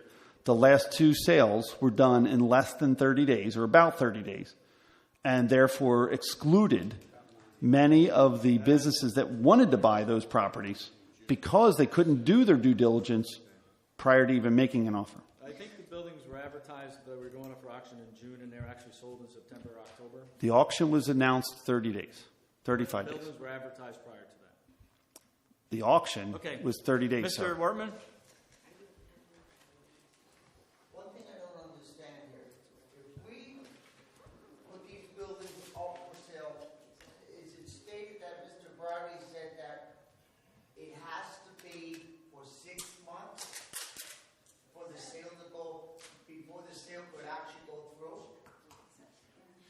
I disagree for the fact that, let's say, someone does come up and give us more than a reasonable offer. Are we gonna just completely, and the guy wants, and the person wants to occupy it, and we're gonna say, no, you have to wait for 6 months? I think that's a total waste to the school district and to the taxpayer, for the fact if it is, that amount of dollars that he's willing to spend, and it is a satisfactory amount, and just to make him wait for 6 months, it's unreal. Thank you, Mr. Woodman. It's unreal. Thank you. Thank you. And the advice of our appraiser told us to advertise it for at least a year. Any? All right, please. He has every right to speak. Do not intimidate a citizen. Do not intimidate a citizen. Thank you. If a person comes up with a decent price, more than satisfactory, and we're going to ignore it by saying, no, you're going to have to wait for, that's totally ridiculous. And Yeah, because I'm ready to. the I want to say taxpayer something. of the Lehighton School District not to accept that bid. Thank you, Mr. I Woodman. have a comment to make to answer that. I'm pretty sure that this board has the power to override that 6 months at a later date if we did have a really amazing deal come up. Isn't that true, Bill? If we voted today, 6 months. Because we're making And a few promise businesses. with ourselves. Maybe if you have 2 people looking at the same property, and I know I can take 6 months to make a final decision, and you sell it out from under me in a private sale in 4 months, we probably have some liability with this motion.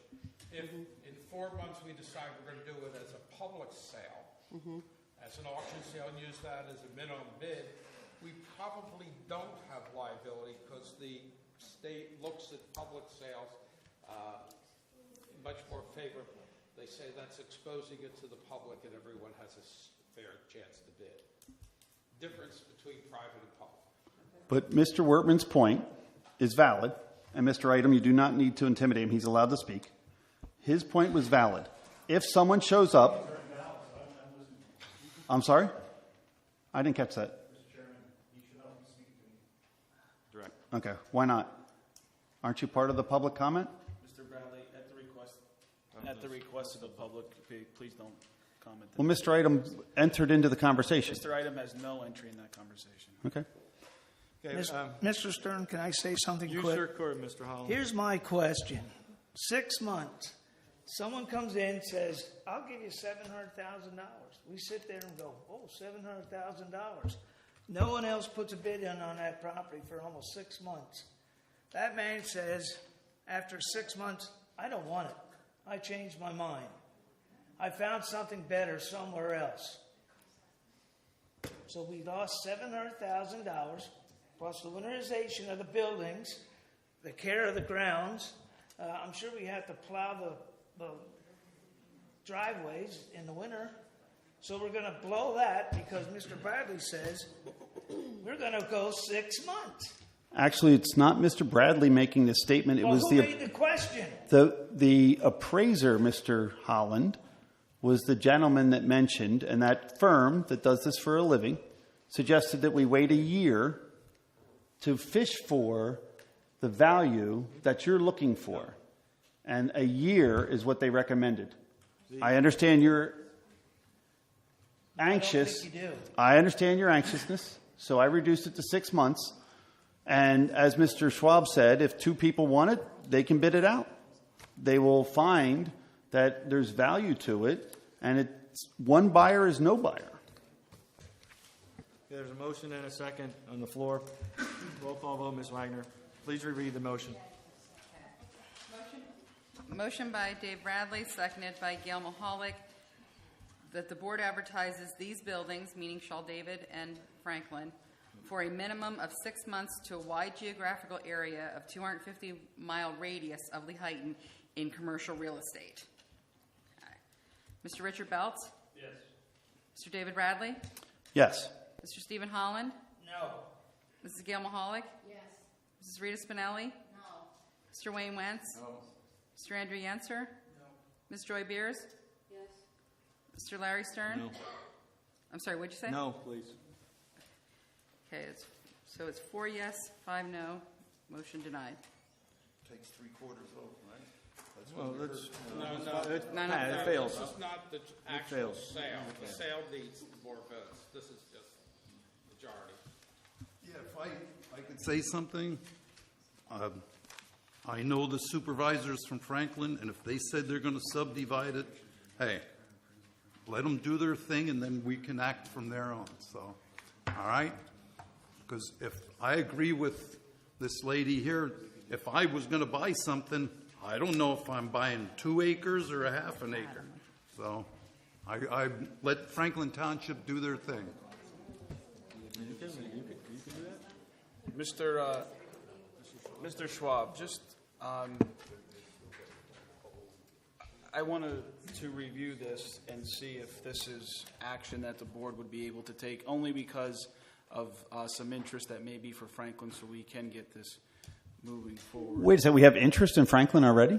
I said that in the event we have interest in Franklin Elementary School. Yes. Okay. Do we have any interest at this time? There has people who have asked questions about How many? individuals. How many 2. entities have interest They in? weren't entities, they were individuals.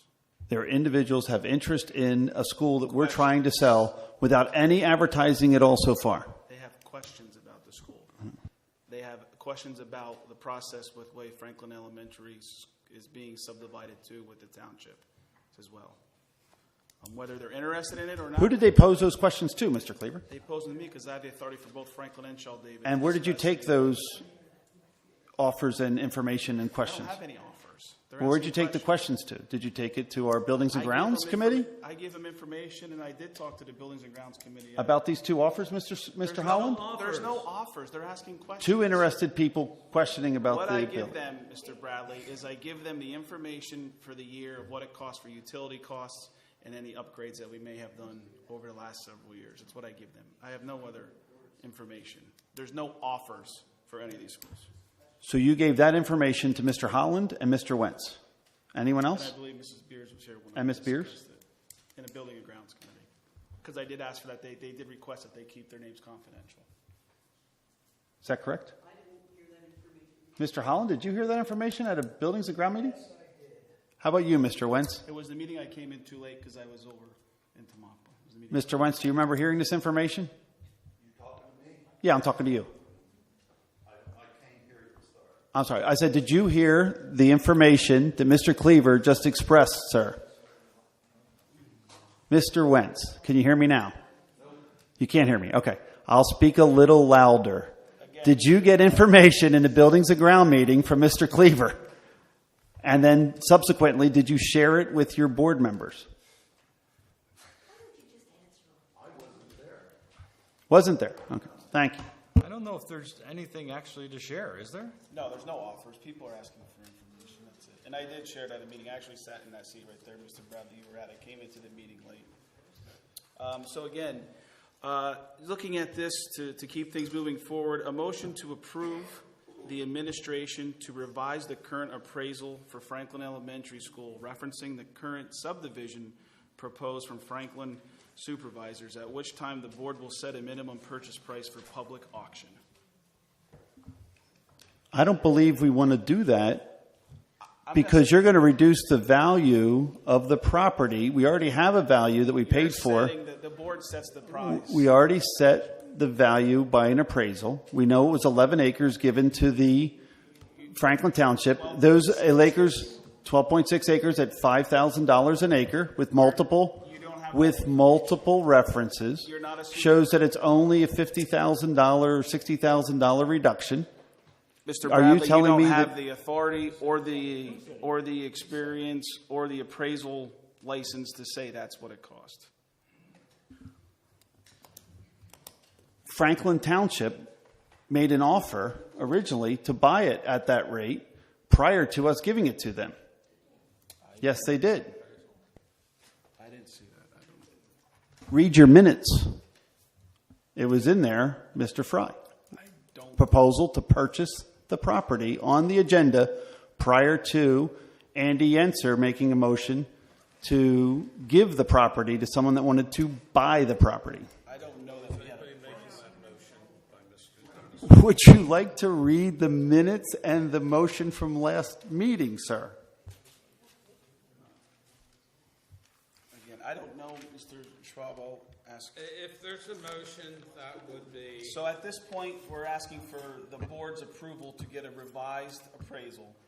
Yes. That's perfectly fine if the board wants to have a revised appraisal. But again, you're not going to have an exact appraisal. It's only going to be a guideline because of not having the subdivision. Why would we want to get and spend money on a second appraisal? I'm asking, the current one we have, to get it revised to include that, because right now the current one we have is all the property. Inside the appraisal we have already lists the value of that extra land at $5,000 an acre. Why would you need a second appraisal if you're going to carve off those acreage? I have to apologize if I missed that in the appraisal, because I did not see it listed that way. It is. I suggest that we table this until everybody gets a chance to review the minutes, review the value of the property, and review the appraisals that were provided to the board members and to Franklin solicitor. There was no motion to table, so we can have discussion at our next meeting on the 17th. Is there an appraisal on Shell David? Yes. One. There's no question on that one. We wait till either winterization. Once you winterize the place, you're going to have more problems. It doesn't winterize. He's filling up with busted pipes. He's filling up with more deterioration. Either way, we have that responsibility across the board. So in the meantime, why don't we ask for letters to accept letters of interest, publicly request. We're at a public meeting. Or request that if anyone has interest, to send us a letter of interest on the property. Could we list the properties as properties available? Yeah. Yes. And say there's a discount if you buy it before we have to winterize it, maybe? I don't think we can authorize Can you do that list for 6 months so that you can give people an opportunity to shop and buy it and make a... No, Why are you limiting it to people only that have that money in their pocket? I allowed you to make a motion. I'm making a motion. Okay, want to restate it, Mr. Mike Yenser? To make a motion to accept letters of interest, Joel David and Franklin, submit them into the Lehighton Area School District, care of the superintendent. And we can add it also to the website. Go ahead, Russ. You're good. Yeah.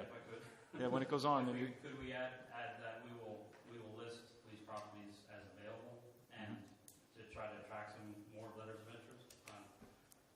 Correct. Nobody knows they're available. Correct. Available. Do you want to advertise them regionally or in eastern Pennsylvania? I'm okay with that. We can advertise in the commercial publishings of eastern Pennsylvania. On the internet as well? On our website. How about a commercial internet site that actually sells It should be buildings? okay. I mean, you said Brian's smart enough to figure it out, and we'll figure it out. Yep. Eastern We should direct him, is our responsibility. Eastern Pennsylvania.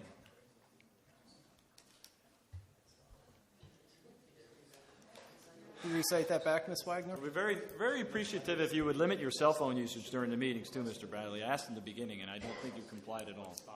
Anyway, okay, you want to reread that, Ms. Wagner? So the motion is letters of interest for Shaw, David, and Franklin, and submit to the Lehighton Area School District to the superintendent, list the properties as available in Eastern PA and on our website. Commercial, will be adding any. There was no second. Mr. Yenser.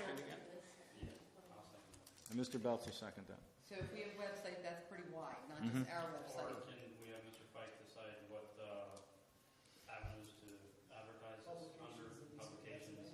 I'm not sure what there are. Eastern Pennsylvania has a commercial section, and there are commercial real estate agents who are part of those boards.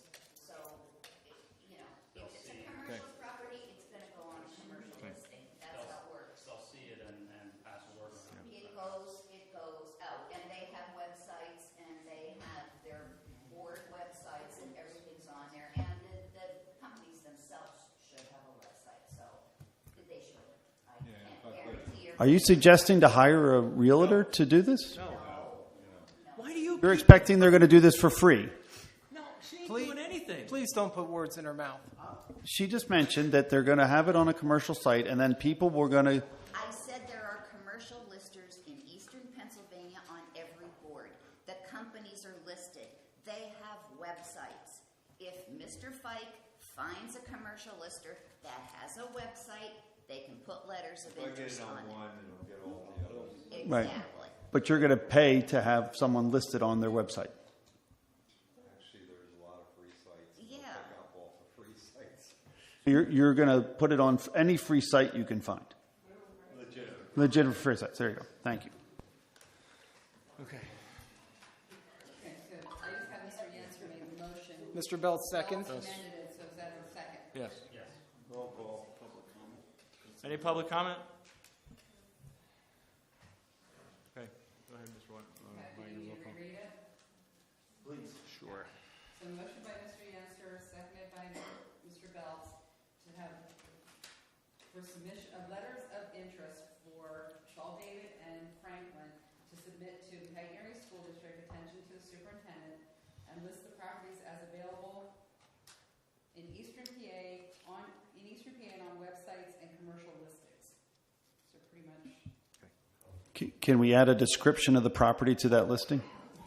I would think we would have to. Yes. I would hope so, but I read the advertisements for the other ones. Okay. All right. So, Any comment? Thank you. Ms. Wagner? Mr. David Bradley? Yes. Mr. Stephen Holland? Yes. Mrs. Gail Mahalik? Yes. Mrs. Rita Spinelli? Yes. Mr. Wayne Wentz? Mr. Andrew Yenser? Yes. Ms. Joy Beers? Yes. Mr. Richard Belts? Yes. Mr. Larry Stern? Yes. 9 yes, 0 no, motion carried. Now, live streaming was the other topic? Live streaming, we did look into it. We were not able to connect. The other part of it is, too, we do have an opinion through our ed tech pool that if questioned, if we do live stream on our own, we may be required to do closed captioning, which would be an additional cost. I do have, I'm waiting for some information back from our tech department on the cost for closed captioning and the process that would need to take place for live streaming. Okay. There's addendum, new business. I need a motion and a second to approve the recommendation to hire the following employee in accordance with the respective contracts pending clearance. Nicole Folberg, elementary teacher, step 1, $43,000, effective the beginning of the school year. Need a motion and a second, please.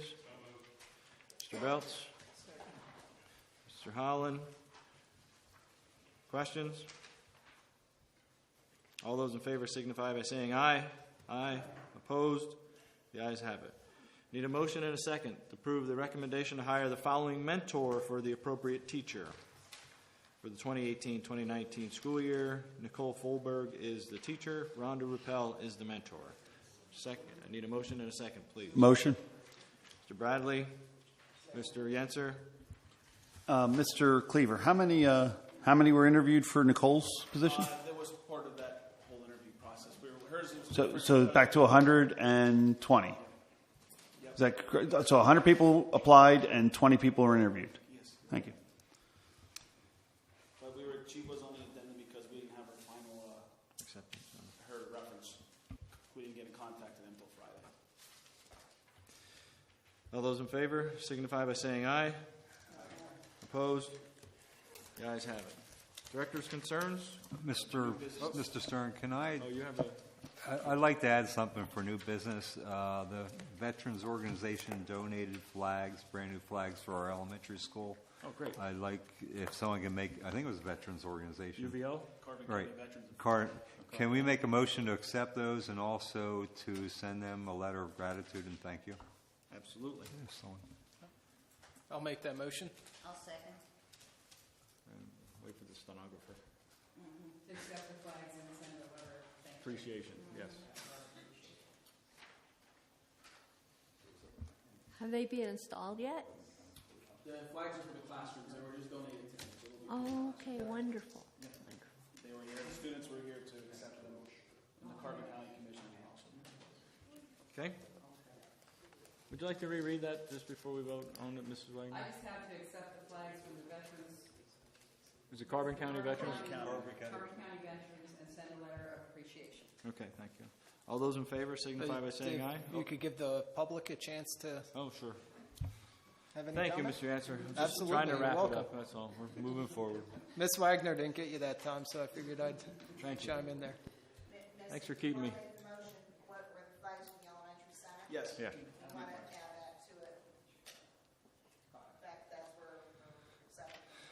Thank you, Mrs. Bowman. Any other comments? It was a nice ceremony that, one kid from each grade?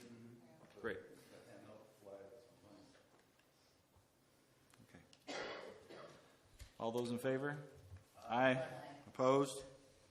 Ayes have it. Director's concerns? Oh, still new business. Just information.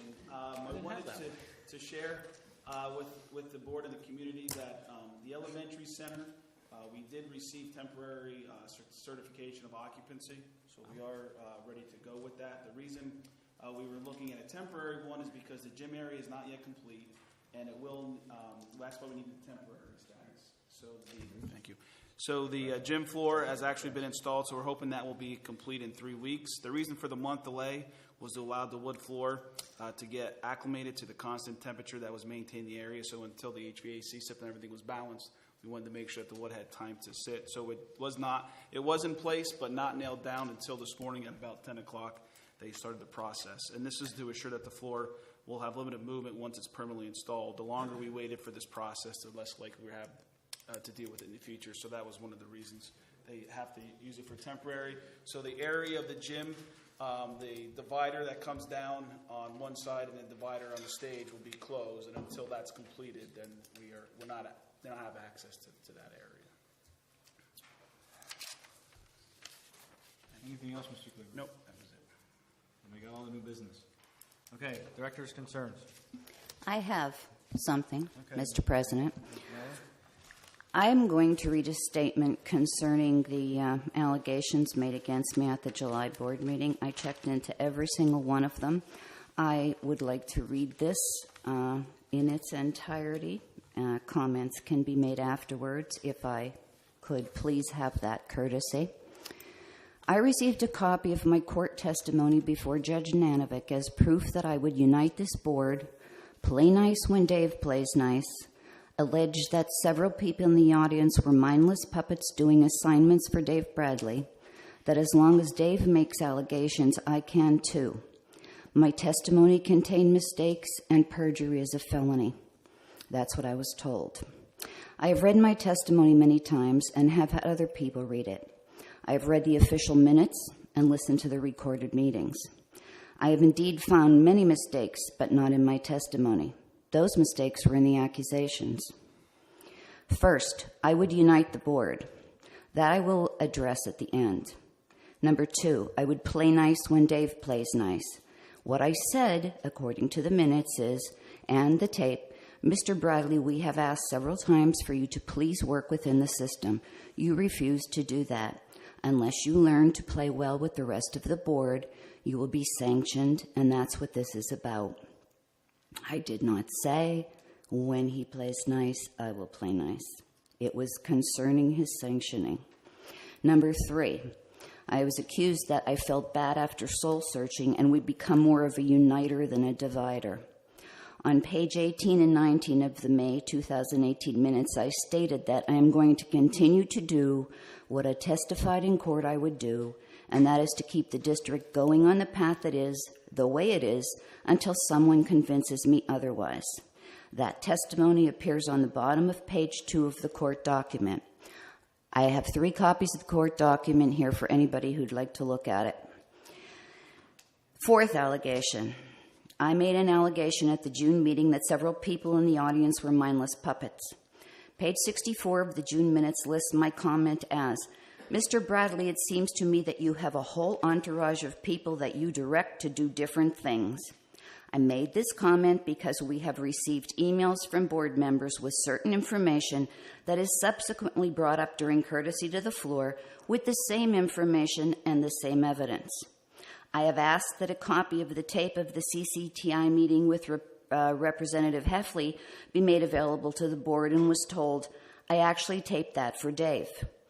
I never got a chance to continue after I made the comment because some people assumed I was talking about them, even though I mentioned no names. Number 5, Dave has made allegations, so I can too. I found no such statement in the minutes. The tone of these meetings was set before I was appointed. I stated on the last page of my testimony that I have antagonized people before and may again, and they may antagonize me. Both Judge Nanovic and I agreed that's part of life. I am a board member with beliefs and opinions, as are the others on the board. We all represent the people of this district and their opinions. I will not apologize for defending myself and others by fighting fire with fire. Finally, on uniting the board, I found nowhere in that testimony that I said that, and anyone is welcome to read it and figure that out. Now, on uniting the board, what does that mean? Does that mean we all agree and vote alike? Does it mean all new board members get their way? This board is split because the community is split on their opinions. If the public was ready to turn the board over to an inexperienced majority, they would have done so. The vote reflected the fact that the community is fine with new faces, but not ready to turn things over to them quite yet. That has been done before, and people are leery of doing it again. That is why I applied for this position. Time will determine the course to be taken, but in the meantime, I reiterate that I will vote to keep things moving forward until substantiated facts convince me otherwise. Looking over the minutes of the last 6 months, I noted that this board is more united than is apparent. That has nothing to do with me individually, but with a board trying to do a job. Most votes are 9-0 or 8-1, which shows we can get something done. We pay bills, approve conferences and contracts, and hire and pay salaries. We keep the district in business. I also noticed that we make concessions. We are going to look at several policies that need revision, and a compromise was reached on Franklin Field. We disagree on some matters and probably always will, but so do the people we represent. I have left a few copies of my testimony at the end of the table, as I stated, for anyone who wishes to read it. There is not one mistake or falsehood in the entire statement. If anyone has a sophisticated ability to get audio that is inaudible to me, please do so, because I have not heard what I allegedly said on the recordings. Anyone can feel free to criticize my comments at any time. However, remember to check the facts first, because I will.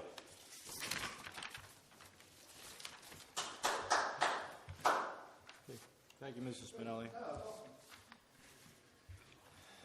Okay, move on to... I guess one comment, if I can Sure, make it, Mr. I'd like to thank the administration for their efforts. Last month, we had given the authority to hire to get the school year prepared to get off on the right foot. I feel that that was done in accordance to our hiring practices to a T. So that effort's much appreciated, that we have a school year that we're running into instead of stumbling into. So thank you.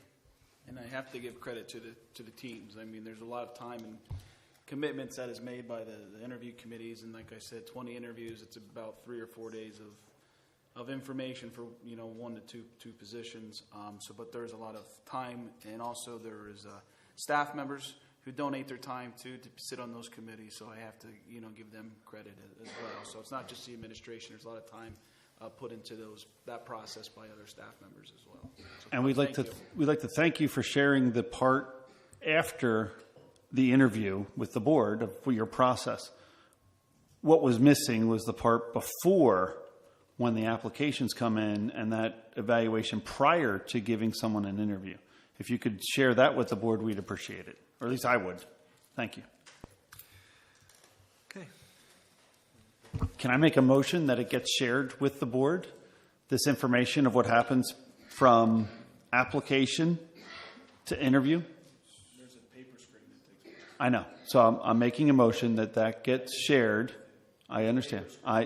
I'm making a motion that gets shared with the board, the process from advertising the position, collecting applicants, and weeding them to the interview process.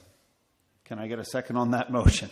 That we as a board can have that information. Right now, it's documented from the interview process forward. All you're looking for is where it gets posted, how it gets posted, how the resumes come in, how the information comes in, and how it gets weeded out. The stack of this to this. To all for the interview, correct. To prior to correct, prior because to accepting an interview, prior correct. to extending an interview. Exactly right. Could you? That's more of a comment. Right? Could you describe the comment that we've used We years? post the positions depending on the position. Usually determines the amount of time. We advertise the postings. We advertise them in PA REAP, which is a statewide website. We also advertise them on PenLink, which goes out statewide for professional or administrative positions. We do not post pair support positions. However, they are posted locally in the newspaper for an allotted amount of time, and then depending on the deadline, they come in and they are presented, and there's a paper screen that takes place, and again, that paper screen takes place in my office, and then also depending on the supervisor, if it's a high school position, of course, the high school administration would review it to review the applicants.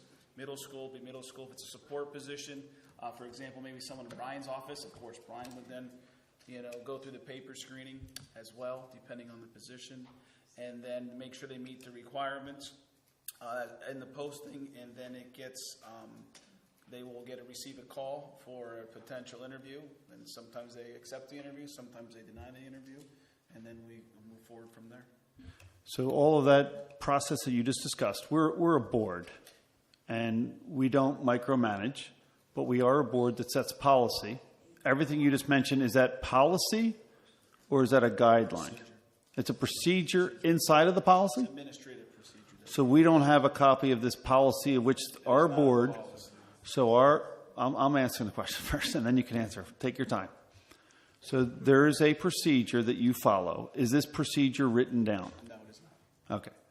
As a board, we should write down a human resource policy and or procedure to ensure that the position is advertised, applicants are received, and that they are reviewed in a way to make sure and ensure that we do not have any EOE opportunities, EOE issues from those individuals prior to the interview process, which was well documented. Thank you. And I make a motion that information be given to the board members. Basically, just have him write down what he said he's doing. We didn't have a motion for the other part, so I don't think we need a motion for this, Mr. Brown. So you can just authorize him to make sure we get it? I can put something together. Perfect. So by consent, as Mr. Schwab would say, by consent. Put the rest of it together. We'll look forward to getting that before the next meeting. Thank you. By consent. Probably just copy the notes from the meeting from what I just said. Okay. Okay. Alrighty. Last section, adjournment. I need a motion and a second to adjourn the regular school board meeting. There was no courtesy of floor, just. Yeah, I know, there wasn't, Okay. right. That's why I didn't, yeah, I didn't go into them, none, other than the ones that were addressed earlier. Okay? So I need a motion and a second to adjourn the meeting. Excuse me, I had a courtesy of floor on my sheet. You did, you spoke. At the end, I wrote at the end. After director. Oh, so you didn't, Oh, should have been on this, okay. I'm sorry about that. I Know how to write it. That's okay, that's all right, yeah, we wouldn't have read that. Change that to make that we at the end ask instead of filling out a paper in the beginning, because sometimes things come up and you want to talk about them. Well, that's why I put that there. Well, it is open. Okay. Okay. So you want to put it? It is public comment, so, okay. Thank you. Sorry, I'm so slow. One second, excuse me, 1 second before you start. So are you now saying that any individual that has a public comment can make that comment now without prior filling out a form at the beginning of the meeting? Is that correct? Is that what I'm hearing by consent? That's not our policy, actually, though. So the policy is that these people have to put a form in before the meetings to talk about whatever happened during the meeting. Because we could get into There was a mistake made. Apparently, Ms. She does have at the end. I fully understand that. I want to make sure that what you just said was by consent. You misspoke. So no one else is allowed to speak except for Ms. Bose. And you're going to prevent people from speaking because they didn't file a paper before the meeting. And if they have anything that happened during the meeting that they want to add comment to, they are being silenced. Is that correct? Okay. I make a motion that we allow anyone to speak at the end of the meeting, regardless of whether or not they filled out a paper prior to the meeting. So similar to what we've discussed prior. May I finish, please? Thank you. What we've discussed prior is that if you do not like the policy that's in place, take it to the policy committee, have the rules changed, and that's the way we proceed with those changes. Or we can make a motion right now as a board and add this in to make sure that those people have a right to speak. I make the motion. Can I get a second, please? I'll second it. Thank you. I'd like those people to have a chance to speak.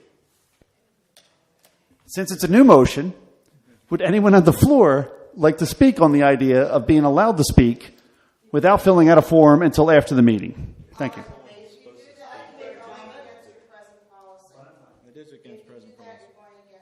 We need to change policy. If that's, let's do it at policy. Let's do it at policy. Right now, you just cannot throw out a new motion without taking it back to committee, which is your policy committee. So do it properly. You want transparency, Mr. Bradley? Do it properly, procedurally. That's what you need. Or, as a board, as they said, you can override any policy at any time, and then within the 30-day period, you can review that policy and make sure that it is implemented. But prior to that, this board has every authority to allow these people to speak without filling out a form before the meeting because they may or may not have had what they knew they were going to say before the meeting. It's a way to silence people, Ms. Bowman, and that's what we're trying to prevent. I disagree with you, okay? Because if you want things clean procedurally, you do it right. And you want to do things by the book, do it right. This is by the book. We can make a motion at any time. It's by the book. We're allowed to do that. Can I We have say a something motion real and a fast? second. Before you even do that, we have someone we gave the floor, and now we're interrupting her. Let her take the floor before you do anything. We wanted to make Did sure we that not other give people. her the floor? But we do have an But opportunity. You should let her speak But we first. do have a motion and a second, and I apologize that We we're. already gave her the floor before you made that motion. You should not. You Then should wait till she's I done. may be in error. However, we do have a motion and a second. We do want Ms. Bose, right? Ms. Bose to speak. We have no problem with that. But we also heard other people in the audience that would like to speak. We have a motion and a second. We have public comment. Ms. Bowman spoke. If anyone else would like to speak on this motion prior to a vote, they should have the right to do so. And then the board should take a vote before they adjourn after she's done. Does the policy committee meet before next meeting? Yes. Can it be taken? Yes. No, a policy, to go through the entire procedure that she's talking, you need multiple meetings to go through this entire policy procedure. However, just like searching a kid, you can You can override a policy. Just like sanctioning a board member, you can override any meeting, any policy at any time as a board. Think of it as a law. Policy is a law. Thank you. Thank you, Walter. We'll bring a policy as the 5th. Thank you. I'd like to make one comment. What, can we, Mr. Wortman? Thank you. Okay, I can wait till she's done. Thank you. I'd like to comment on Dave's motion that we've had other motions here that should have been in subcommittees, and instead they came directly to the board, did not go through the subcommittee, and they were favored by you, Andy, and you were okay with it not going to the subcommittee, and it got voted on. So, Was I changing policy? I suppose you were. No. Yeah. How so? Because we had a motion brought to the floor that, in my opinion, or I believe according to policy, should have gone through one of the other subcommittees. There's no necessary policy that everything runs through a subcommittee to come up to the motion on the agenda. What I'd like to do right now is allow Ms. Bose to speak, because as we all said, But here, Andy, we're taking away this lady's right to You're have not the taking away her public right. comment. You're never taking away her right. But I will make the comment that you did make the comment when you added a motion onto the agenda to give away property. That should have been gone through buildings and grounds. But that's just one example. Before you can move on to the next section, you have new business. So at this point, is everyone done commenting prior to this vote? And that's Mr. Stern's right to ask for that to take place. I suggest you confirm that prior to this vote, everyone had their opportunity to speak. I will say one thing on your motion. I think people should be allowed to speak at the end of a meeting, because a lot of times something comes up that you want to ask a question on. And luckily, I did put that on my form, because there's something I want to ask about that was said at the meeting. And I will do so from now on, so just in case. Can you please be patient enough to let them have this vote Yes, prior to that? Dave, for 2 minutes. I love it. Thank you. You got 2 minutes. You want me to read this one? Sure. Okay, so I have a motion by Dave Bradley, seconded by Joy Beers, to allow anyone to speak after a board meeting as public comment without filling out a form before a meeting. Okay? Thank you. All right. Mr. Stephen Holland. No. Mrs. Gail Mahalik. Yes. Mrs. Rita Spinelli. Mr. Wayne Wentz. Mr. Andrew Yenser. Ms. Joy Beers. Yes. Mr. Richard Belts. Mr. David Bradley. As a unifier, I say yes. Mr. Larry Stern. As someone who tries to keep order, I say no. Okay. And I emphasize tries. So it's 4 yes, 5 no. Motion Ms. denied. Bose, you have the floor, please. Okay, thank you. Something that you said at the meeting, actually, Larry, intrigued me. You said that the Mahoning and East Penn Elementary schools were actually advertised for months prior to the sale. I just find that interesting. I didn't know that that occurred, because in my right to know, I asked for that information, didn't get anything. That's the information that was provided to me, I suppose. If that's not the way it is, then maybe I misspoke, but we can double check on that for you. Okay, yeah, because I would Maybe we didn't have I the was document. specific. Maybe we didn't have the document that would prove it, but the other parts of it probably were there that would show that that occurred. We'll have to figure out a way maybe to show that to you. Okay, thank you very much. Thank you. I would like to see that. Appreciate your questions. I'd like to make one comment before we. No, we can't. Nope, we can't. You've been silenced by the board. I apologize. I really wish you'd be allowed to, but this board has silenced you, sir. They have silenced you, sir. It sucks, but they silenced you, sir. You know what? You're a real jerk. You are a real honest jerk. Don't look at me, Anna. Mr. Wortman. Mr. Wortman. You're a real honest jerk. Put this on. I love you, Tom. I love you, buddy. You're awesome. They just voted you're not allowed. It's comical because I want you to speak. I want you to speak. Please do. Please, Larry, let the man speak. Please. Prior to an adjournment, can we please let Tom speak? I make a motion that Tom has a right to speak. Can I get a second that Tom has a right to speak, please? I have a motion on the floor. Order. I have a motion hold on. I have a motion that I would like to allow Tom Wortman to speak. Can I get a second? Shut up. I have a motion. I'll second it. Point of order, Mr. Stern. Please, Point of order, Mr. Stern. Point of order. Mr. Workman, make I would like, thank you. Wait, I need a motion and a second prior to violating our policy to allow him to speak. Can I get a second, please? Thank you. We have a motion and a second. Anyone like to speak on that motion that Tom should have a right to speak prior to this meeting? Bradley, you have created a circus. Motion and a second to adjourn. You can make a comment. You created a circus, Mr. Bradley. This is darn serious what's going on here. Listen, You kicked it. listen. He's the one that said you can't talk. This was Motion. made a comment before the, and I asked Larry, before the Yes. motion was made to Yes. speak, and I said I would wait. Yes. Did I not? Yes. Okay. Now the comment was to all of you sitting here is that we have these we have a policy, we have a procedure. We can speak whatever our mind wants us to speak as long as we fill out that paper. We can comment at the end of the meeting as long as we fill out that paper. Where's so your what paper? is so hard with this comment about not able to speak on their agenda? We just have to fill out that paper. What is so hard about filling out that paper in the beginning of the meeting and stating it? Why must you make it so difficult for everyone not to understand that, Mr. Bradley? You. Excuse me. Now, you know what? Where's your paper? Please. Doesn't like it when it's the shoes on the other foot.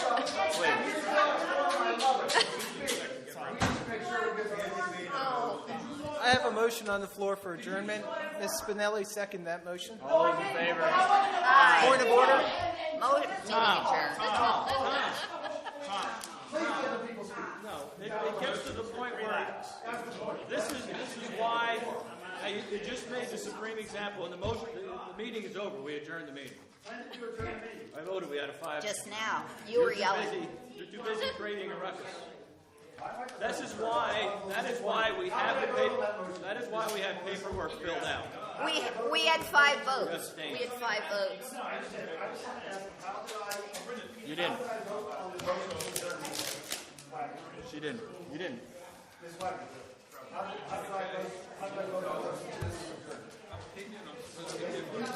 Nobody took my testimony to read. I guess they don't give a shit.